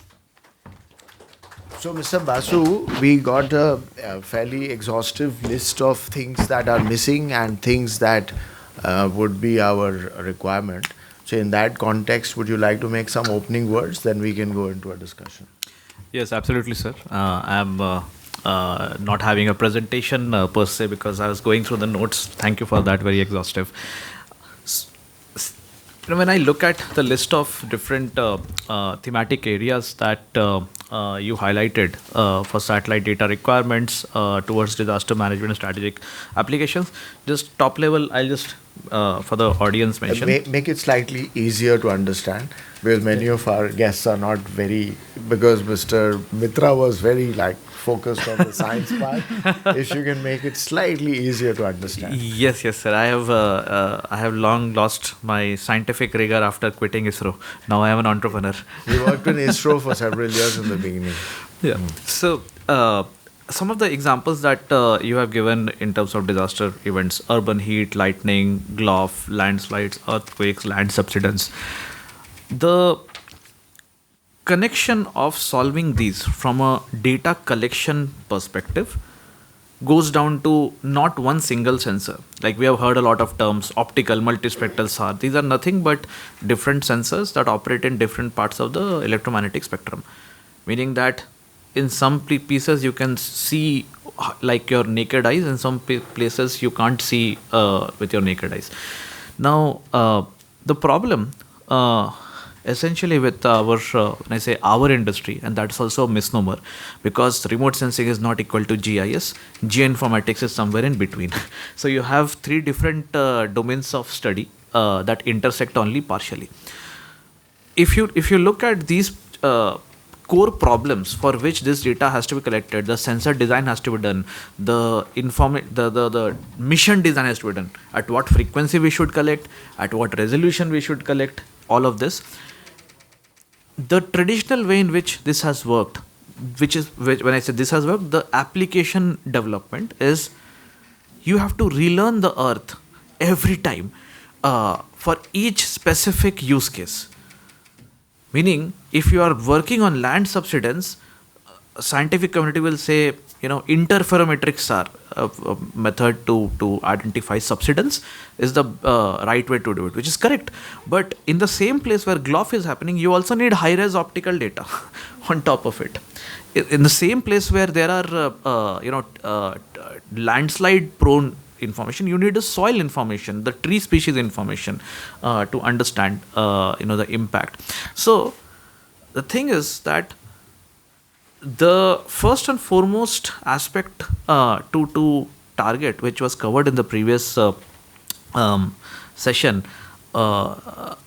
was how do you create how do you think as a system rather than sensors, rather than just the software and tools, but how can all of this data become a unified is there a unified model possible? That is what the foundation model piece that was discussed in the previous session. Now, why is that important? It's because unless we achieve a better way to analyze this information, which is where the demand for the data comes, then only the real number of assets across each sensor type can we arrive at. So this is my opening first statement, and then I'll just speak about a few things what government has taken steps towards a demand first approach in building up the Earth observation sector. This is where InSpace, have you heard of InSpace? It's a regulatory body under Department of Space, created very recently, actually 2021 they got operationalized. Satura, the company, started in 2017. So they kickstarted this process of public-private partnership for a constellation that had to include all kinds of sensors: SAR, thermal, optical, multispectral. The thing is, no one company builds all. Even outside of India, where the private sector maturity is much higher. So the only way to actually have come and created a sovereign constellation was some of us, and that included my company as well, to partner with InSpace and propose a solution based on our core IPs. Each one of us, like Pixel, SatSure, Dhruva, PeerSide, had different IPs. That's number one. And other one is about the way in which the modeling and the task agnostic. Task agnostic means, why do I need to run a different model, a different software for a GLOF versus a land subsidence versus earth landslide here? That problem solving is also requires a very different kind of investment in the foundation model. Since this was discussed, foundation model in Earth observation sector, geospatial sector, is nothing but your equivalent of a GPT. Your GPT is putting all kinds of text, videos, etc., and it's able to summarize, able to reason. So equivalent of that in the space of imagery is the foundation model. Now, what does it? Why is that important to also build with a sovereign angle and through partnership? And this is my last part, sir. Is because the early movers of vision foundation models have been folks like Google, Clay. These are all international folks. And as one of the examples that was given, India is not great with high quality publicly available data. So most of these models end up training on data that is having a bias towards North America. Now, those models, when you come and deploy, this is not a hand of God.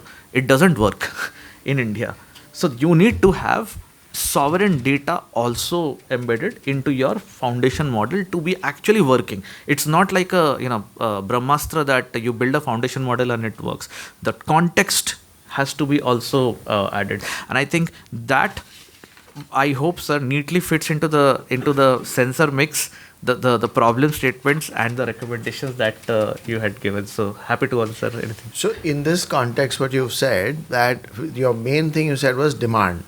Now your company and I think 3 others, a consortium of 4, has been given that contract.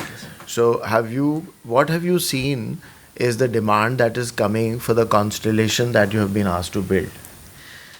So are all these there in that demand? So not all of this, to be honest. The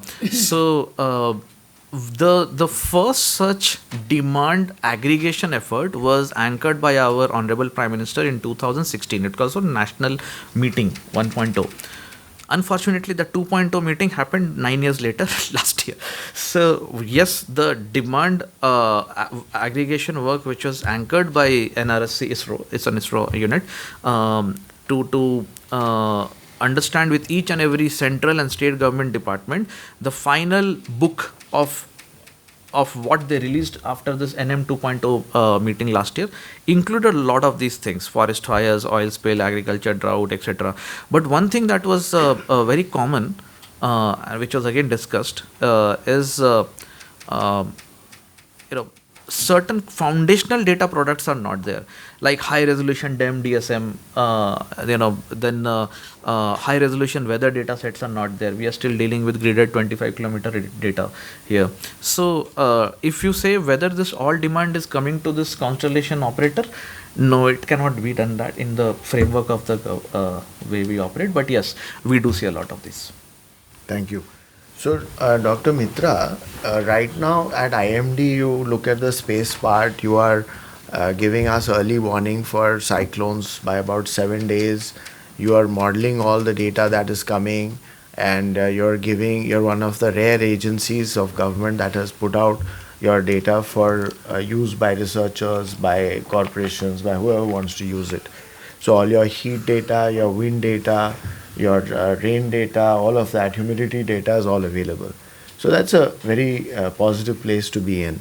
So what is the problem that you see with regard to these three problems from the satellites that are available with ISRO? One is with regard to whether you're able to get the right resolution of what you want to see, number one. Number two, are you able to get a quick pass? Like, do you get a pass every 3 hours, or do you get it every 3 days, or do you get it every 12 days? The pass, then the spatial part, and then what he was mentioning about the spectrum, the electromagnetic spectrum. Are you able to get the optical part whenever you want it? Or are you able to get anything else that you want to look at, like the thermal imaging that you want to see for forest fires?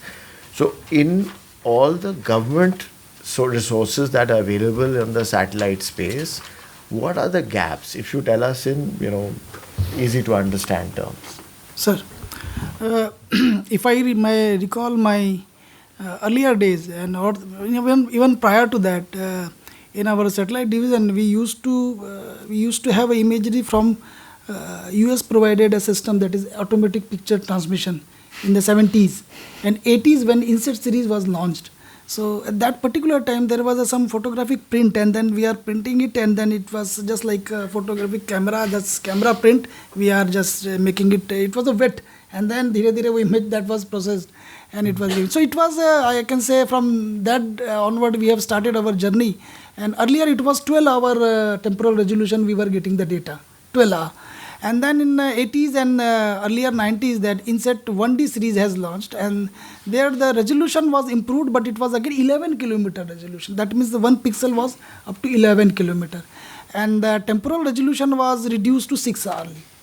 So, and thereafter the early 2000, or you can say the after 2000, Kalpana 1 and INSET, in Kalpana 1 and INSET 3A series was launched. So INSET 3, when it was launched, there was one device that called CCD, charge coupled device. It was the year 2001 and 2, around 2. So that time it was always, this payload was at par with the East and West satellite agencies at that 2002.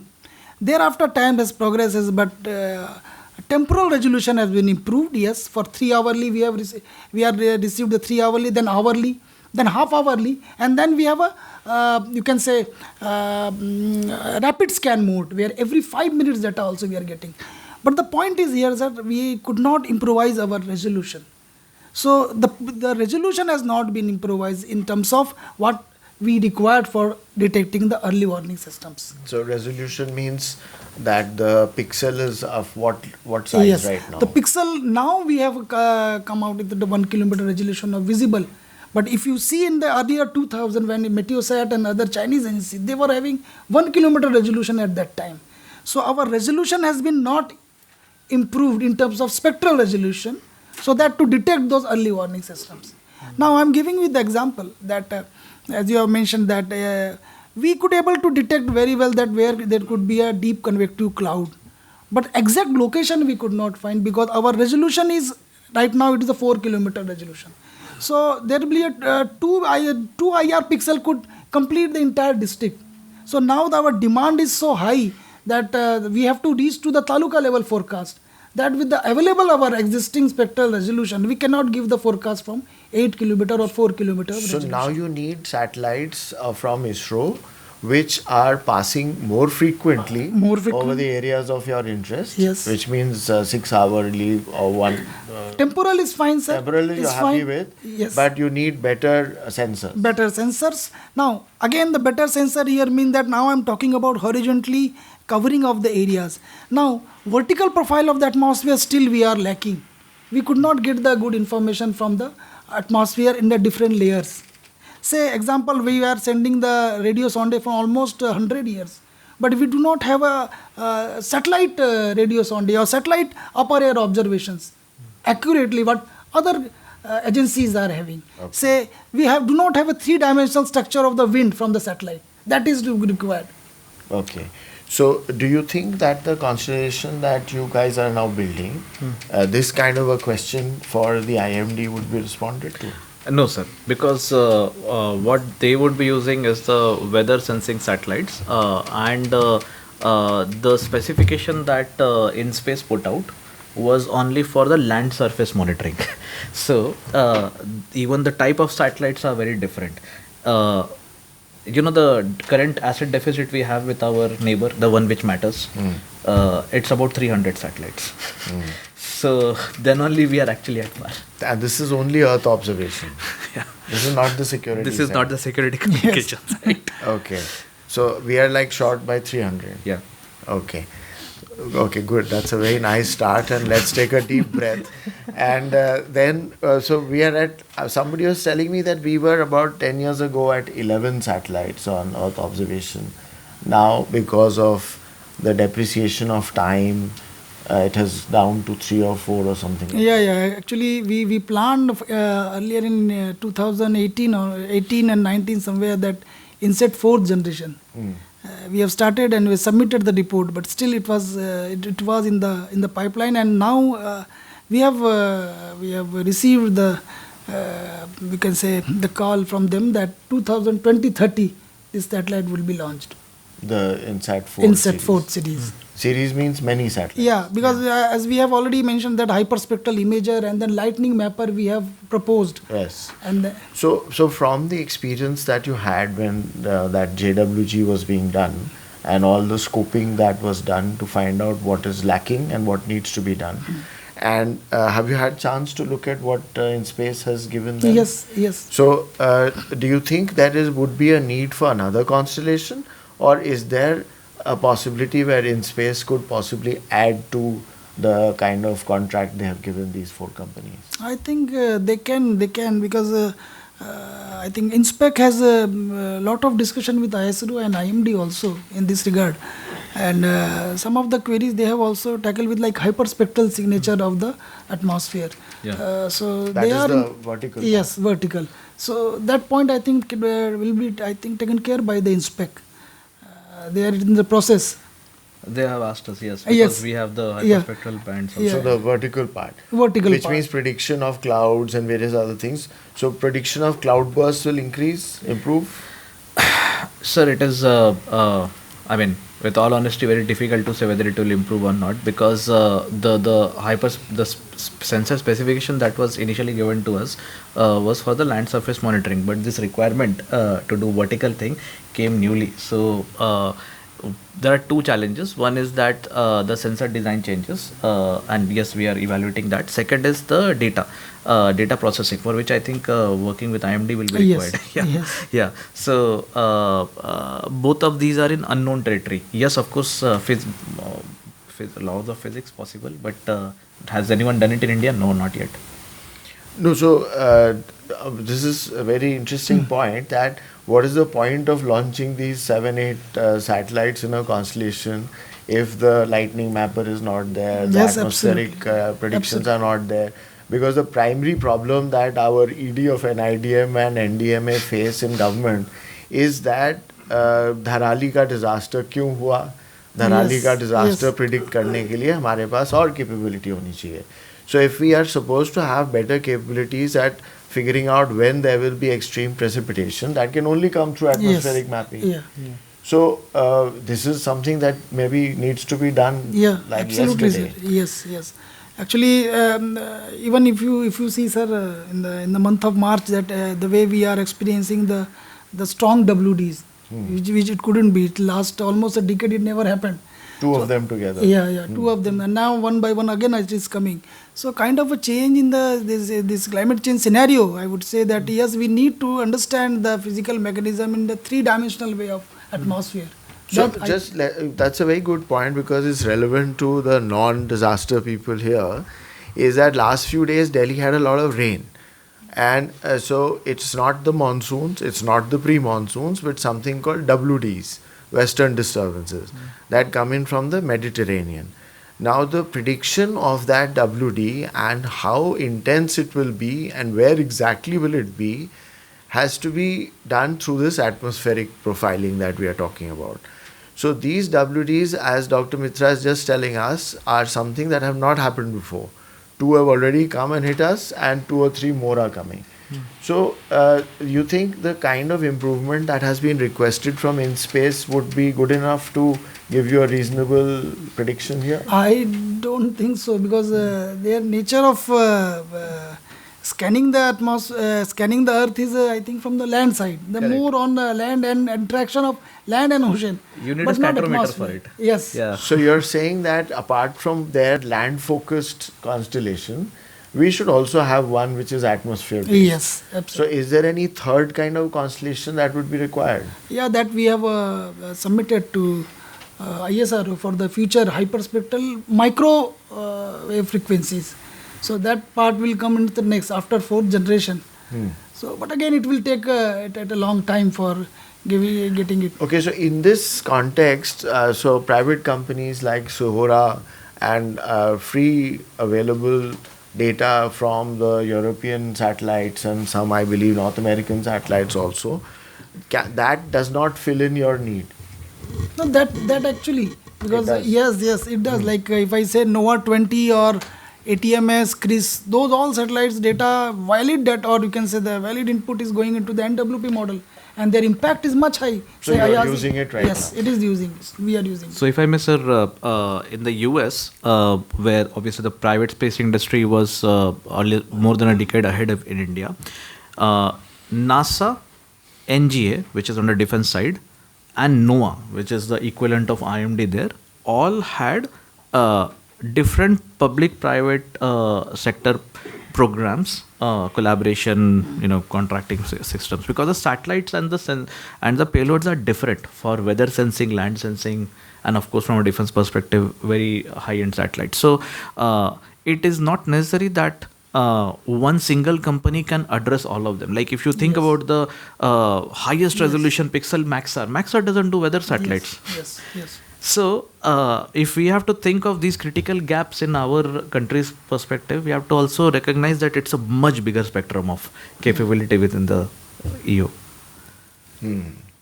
So that currently leaves us in a space where whatever we need to do, we will get it only after 3 years, 4 years, 5 years. How long will your land-focused system come? 28. 2028. Yeah. And you're saying 4th generation will be 2030. But I believe NISAR has started sending its the data. data. So how is that data? Still, we have received, sir. Verification is going on. Okay. So it is all optical, or is it proper remote sensing data? What kind of data are you getting? Yeah, actually, it is the data which last time we have received the land surface, regarding the land surface temperature and all this, and then vegetation data like NDVI. So these two they have. So there are people who released. started putting it on LinkedIn. They are using it. So the good part about NISAR is that it is open source data. It is open source, It yes. has been opened out to researchers. Yes. So I've seen researchers doing analysis and putting it out Yes. on this thing. So IMD also would be using it? Yes, just like it will be uses? utilizing. Yes, sir. Yes, sir. It is in the process. Okay. So why I would like to ask this question of IMD, that there's a lot of good work that you do on cyclone mapping and various other products that you have that you showed in your slide. Are these available only for India, or do you open it out for Bangladesh, Pakistan, China, and Bhutan? Actually, right now it has been only for our Indian forecasters, for IMD and India, or coastal parts of India only. But the like escape panel, like your Bhutan and Malaysia and Indonesia and all those parts, this is in the pipeline, but still it has not been decided yet. No, so Template has been ready. Yeah, because the kind of NOAA and other satellites you were mentioning, they give you the whole world's data. So when we have the capacity, why do we restrict ourselves to India? We can make it. Huh? It's it can be possible and should yeah, be it is done. possible. Yeah. Okay. No, sir. In our weather satellites are all geostationary. NOAA has both geo and LEO. That's why they are able to provide the global one. Yes. Yeah, because right now if we have geo, we can provide up to 1500 kilometers from our this thing. Geo and LEO. Are there any questions? We can take those. Yes, Dr. Shweta. So, sir, I have one piece of information and one question. So, the piece of information is regarding the demand perspective. So, recently I was interacting with SIDAC, and I was asking for their feedback after their proof of concept of the early warning system that they have developed. So, Mr. Anis Satyan, he told me that, if we really need to scale it up for the GLOF DRR solution, then we require the satellite constellation for better satellite communication, because without that, depending on someone else's leftover space is not really going to help. So that is required. Now, the question that I have is, whether the satellite constellation will help us in doing the interferometry for all our lakes easily, or how do we resolve this problem? Because, that is required now, and we feel the requirement. How to go about it? Yeah, I guess that question is to me. Yes, so we will have 2 SAR satellites, which will be in X and S bands, and that's provided by PeerSight, one of the other company, one of the 4 companies here, and yes, interferometry would be very much possible on that, and because it's a high resolution data set as well, 1 meter here, I think we'll have to also kind of work on development of slightly open source processing tools, because right now the interferometry exactly, that is the problem. So these are the academic collaborations that we will be kickstarting this year, because there is a lot of open source community development that's required to get away from the licensed regime that geospatial sector is Why would the license regime bother this task? So because it then increases the barrier to entry to do the work. For example, doing the interferometry is a slightly compute intensive job. Now, even if the capability of these 2 satellites is that on a 2-day basis they can revisit every lake, but to do the analysis at that frequency is not possible, using the software, because you are either going to pay a lot of money to get the cloud license, which is when you can scale, or you are limited by your number of hours taken on the CPU workstation machine. So it is better to have, and there are quite a few open source actually tools available, Snap, etc. We have to just adapt our pre-processing stuff to meet those. It's not. So, is there a possibility that using AI or ML? I mean, Saharia sir can also elaborate on this. That is there a possibility that we can automate this thing, because for each and every lake we can't really keep on doing this interferometry thing. Yeah, so we actually also understood that a lake behavior in Ladakh is not the same in Sikkim, and the automation is actually not based on AI ML, it's based on the rule. The rule that is more of a hydrology and geology person's knowledge coming in. the data doesn't change, right? It's just how the system behaves. So it's definitely possible to automate that. It's a bit of a very easy thing for us to reach to some decision that we can share with the states.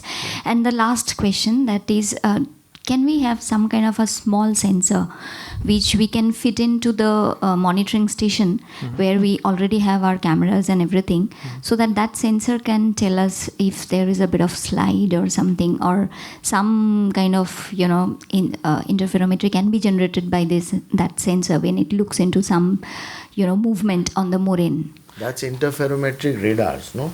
Yeah, I think you're putting the ground interferometric radar here. We are not putting. I'm asking if we can put that in the. We can put that. Okay. At Satshar. Oh, okay. Yes, but that's not our area of expertise. So there is someone who can do it for us. I mean, I'm sure there are companies who do that. So they are more the space guys, the satellite guys, and interferometric work from SAR can be done from the satellite, but the radar part will have to be done by a ground sensor. Yes. Yeah. So I was asking if any such kind of ground sensors. Yeah, I can do it. No. Thank you. Yeah, Arka. Any of you can answer this. So one topic that came up was cloud bursts. So now that is a very, I would say, interesting and frustrating thing for me, because I've been tracking that thing. But what I've noticed that it is not a random event. It's a very causality leading event. Now the thing is, I was working with the IIT person, and the thing is, we need a topography integrated circulation model to predict cloud bursts. Thing is, we are not getting high resolution data for that. The topography data is there, but the weather data we are not getting. So as per the definition, we are getting it in a 30 square kilometer area, but we've seen it happening in 15 kilometer square or 10 kilometer square area also, which we are not being able to tap. So is the new constellation is capable of addressing that issue of getting a higher resolution data for that weather data? Thank you. Before going to the cloudburst, we have to understand that what exactly the cloudburst is. Cloudburst is a phenomena which WMO has recommended that when it will be called the cloudburst, that it will be when it is at more than 10 centimeter in an hour. So in 1 hour, if the rainfall is increasing more than 10 centimeter, that area will be called the cloudburst. Here the point is that before that we have to understand whether we are seeing any synoptic patterns over the area which has been affected in last year. You have seen that Himachal Pradesh, Ladakh, Jammu and Uttarakhand. So if you see that there is a large synoptic system or synoptic settings were there at that time. But again we'll come to now how we will understand that this area or this particular pixel will going to have more than 100 millimeter rainfall. So it might be we know the cloudburst only when it is reported in the newspaper or TV or channels.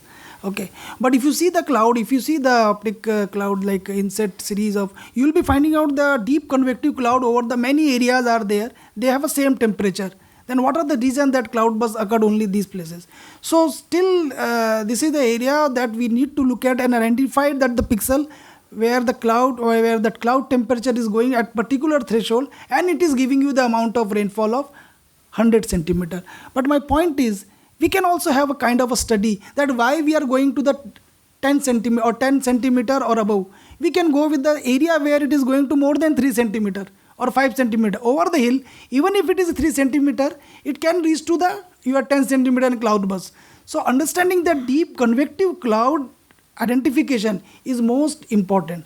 But again, here the AIML, as Professor Saharia has mentioned, that how AIML, like he has made for Guwahati, how those regions can be identified. But this is a special zone of where actually the question has come from TI and other things, that can you give us the area, which area is having a most number of cloudbursts? We cannot give that this is the only pixel that area will be always. So we need to identify that which region in the month of June, July, August and September, the higher number of climatology where we are getting it. So we are finding that over the month of in the month of August, maximum number of cloudbursts occurs. So now which area? So these are the things that we need to look at. And some AI and ML modeling that if the rain increases up to 3 centimeter, there is a highly chances of, or highly most likely that the cloud burst will occur, and it can be subsequently the forecast will be generated. But again, it is a very, very difficult task. Till today, I can say no satellite can detect the cloud burst. At this moment, I am saying over the Indian region. Now, you can make a kind of a climatology over that period that we have started. From last year, we have started last 10 years of what are the areas that will be severely affected by the cloud burst. Yes, certainly if the constellation of satellite will be there, so this phenomena can be well addressed. Great, thank you. So would you like to add to that? No, sorry. Okay, so I think we can, is there any other question? Yes, sir. Whenever some unpredictable weather condition happens or some phenomena. Could you please I'm identify? MB Chandra from media. Yes. So most of the time the reason cited is western disturbance. Why it is so? Always it is western disturbance. There is no other eastern disturbance, northern disturbance, something like that. And it is done by most, even otherwise also, the IMD Director General DG Saab every time cites this reason only. Yes, actually it is WDs only. The point is WDs, western disturbance is nothing but it is a kind of extra tropical kind of a movement of the winds where the temperature gradient is more. So it started from your Mediterranean Sea and it passes from your Iran, Afghanistan, and it is reaching to the western Himalayan region. It mostly happened in the month of December, January, February. This year you have seen that there is a very less number of rain because of there was a weak WD. There was not up to the kind of a threshold is to be required of temperature gradient. So WD becomes a very weak. So we did not get the amount of rainfall over the northwest India. But whatever reason in northwest India, basically because of the topography and Himalaya, we am saying that the northwest part of India is getting most rain from the WDs only. Sometime, again I am saying, sometime like in the pre-monsoon season has started, there is a possibility of heat up. That heat low will develop over the near the adjoining Pakistan area and that during the month of June. So that due to the heating, there will be thunderstorm, lightning activity will also follow. But yes, WD, when it is taking the moisture from Arabian Sea, it also carries the lightning and all those ingredients which is to be required for the heavy thunderstorm and lightning activities. Thank you. Thank you. So I think we'll say thank you to Mr. Basu for coming to this session and to Dr. Mitra for also explaining the WDs. The only thing is that WDs come whenever they feel like and the monsoon comes when we know it will come. So I think that's one of the big differences that I've understood in all this time. So they are more predictable than the WDs. And the IMD is getting more and more predictable with each passing day. Yeah. So we are all very happy. We know when to carry an umbrella and when not to. So thank you so much for your participation and thank you for all for listening with eyes open. Thank you. Thank you, sir.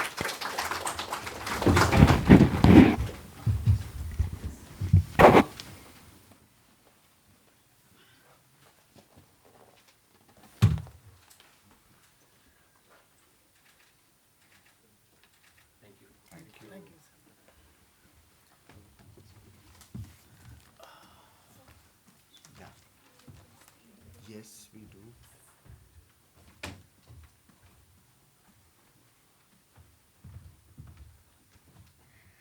Thank you so much to the moderator and the panelists for a very engaging and interesting session. So with that, I would now request ED and IDM to kindly present the concluding remarks for the session. Thank you. Thank you, ma'am.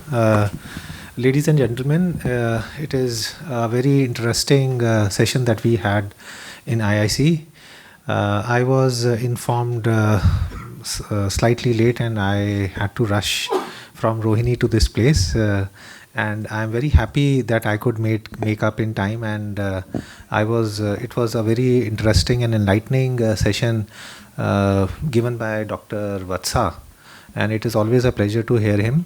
and he informed the audience about the various developments that are taking place, the various initiatives that Government of India is doing, and the various activities that the NDMA is coordinating. The session, the presentation given by Dr. Saharia was also very interesting, and the shortcomings that are there and what more needs to be done was very nicely highlighted by Dr. Saharia. The session given by Dr. Mitra, coordinated by my esteemed senior and distinguished predecessor, Mr. Safi Rizvi, and the very pointed and specific questions that the audience has given, and the very specific answers that have been provided by the panelists. So I take it upon myself to thank all of you, and I personally have really gained a lot from this discussion. Thank you so much.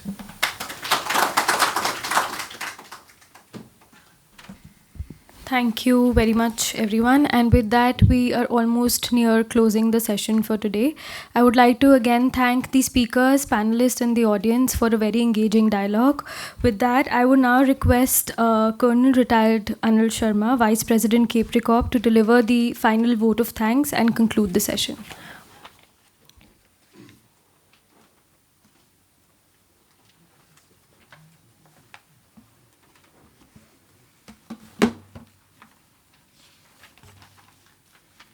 Right, gentlemen. Good evening to all. And at the outset, on behalf of Mr. Kapri Corp, I extend my sincere gratitude to all who contributed the success of this disaster risk reduction. First and foremost, I would like to express my heartfelt thanks to our esteemed chief guests and all dignitaries who gracing the occasion and sharing their invaluable experience insights. I would like to thank the representative from all for the active participation and continued commitment towards the significant disaster preparedness and response to our country. Our sincere appreciation goes to all the expert speakers and participation who shared their knowledge, experience, and best practice. Your contributes have made their event meaningful and mindful. I would like to especially acknowledge the efforts to our organization team and partners whose dedication and hard work ensured the smooth execution of this program. Finally, we extend our gratitude to everyone present today for our valuable time and the support. Together, we can build safer, more realistic, and fight against the disaster in the near future. Thank you very much. Thank you all.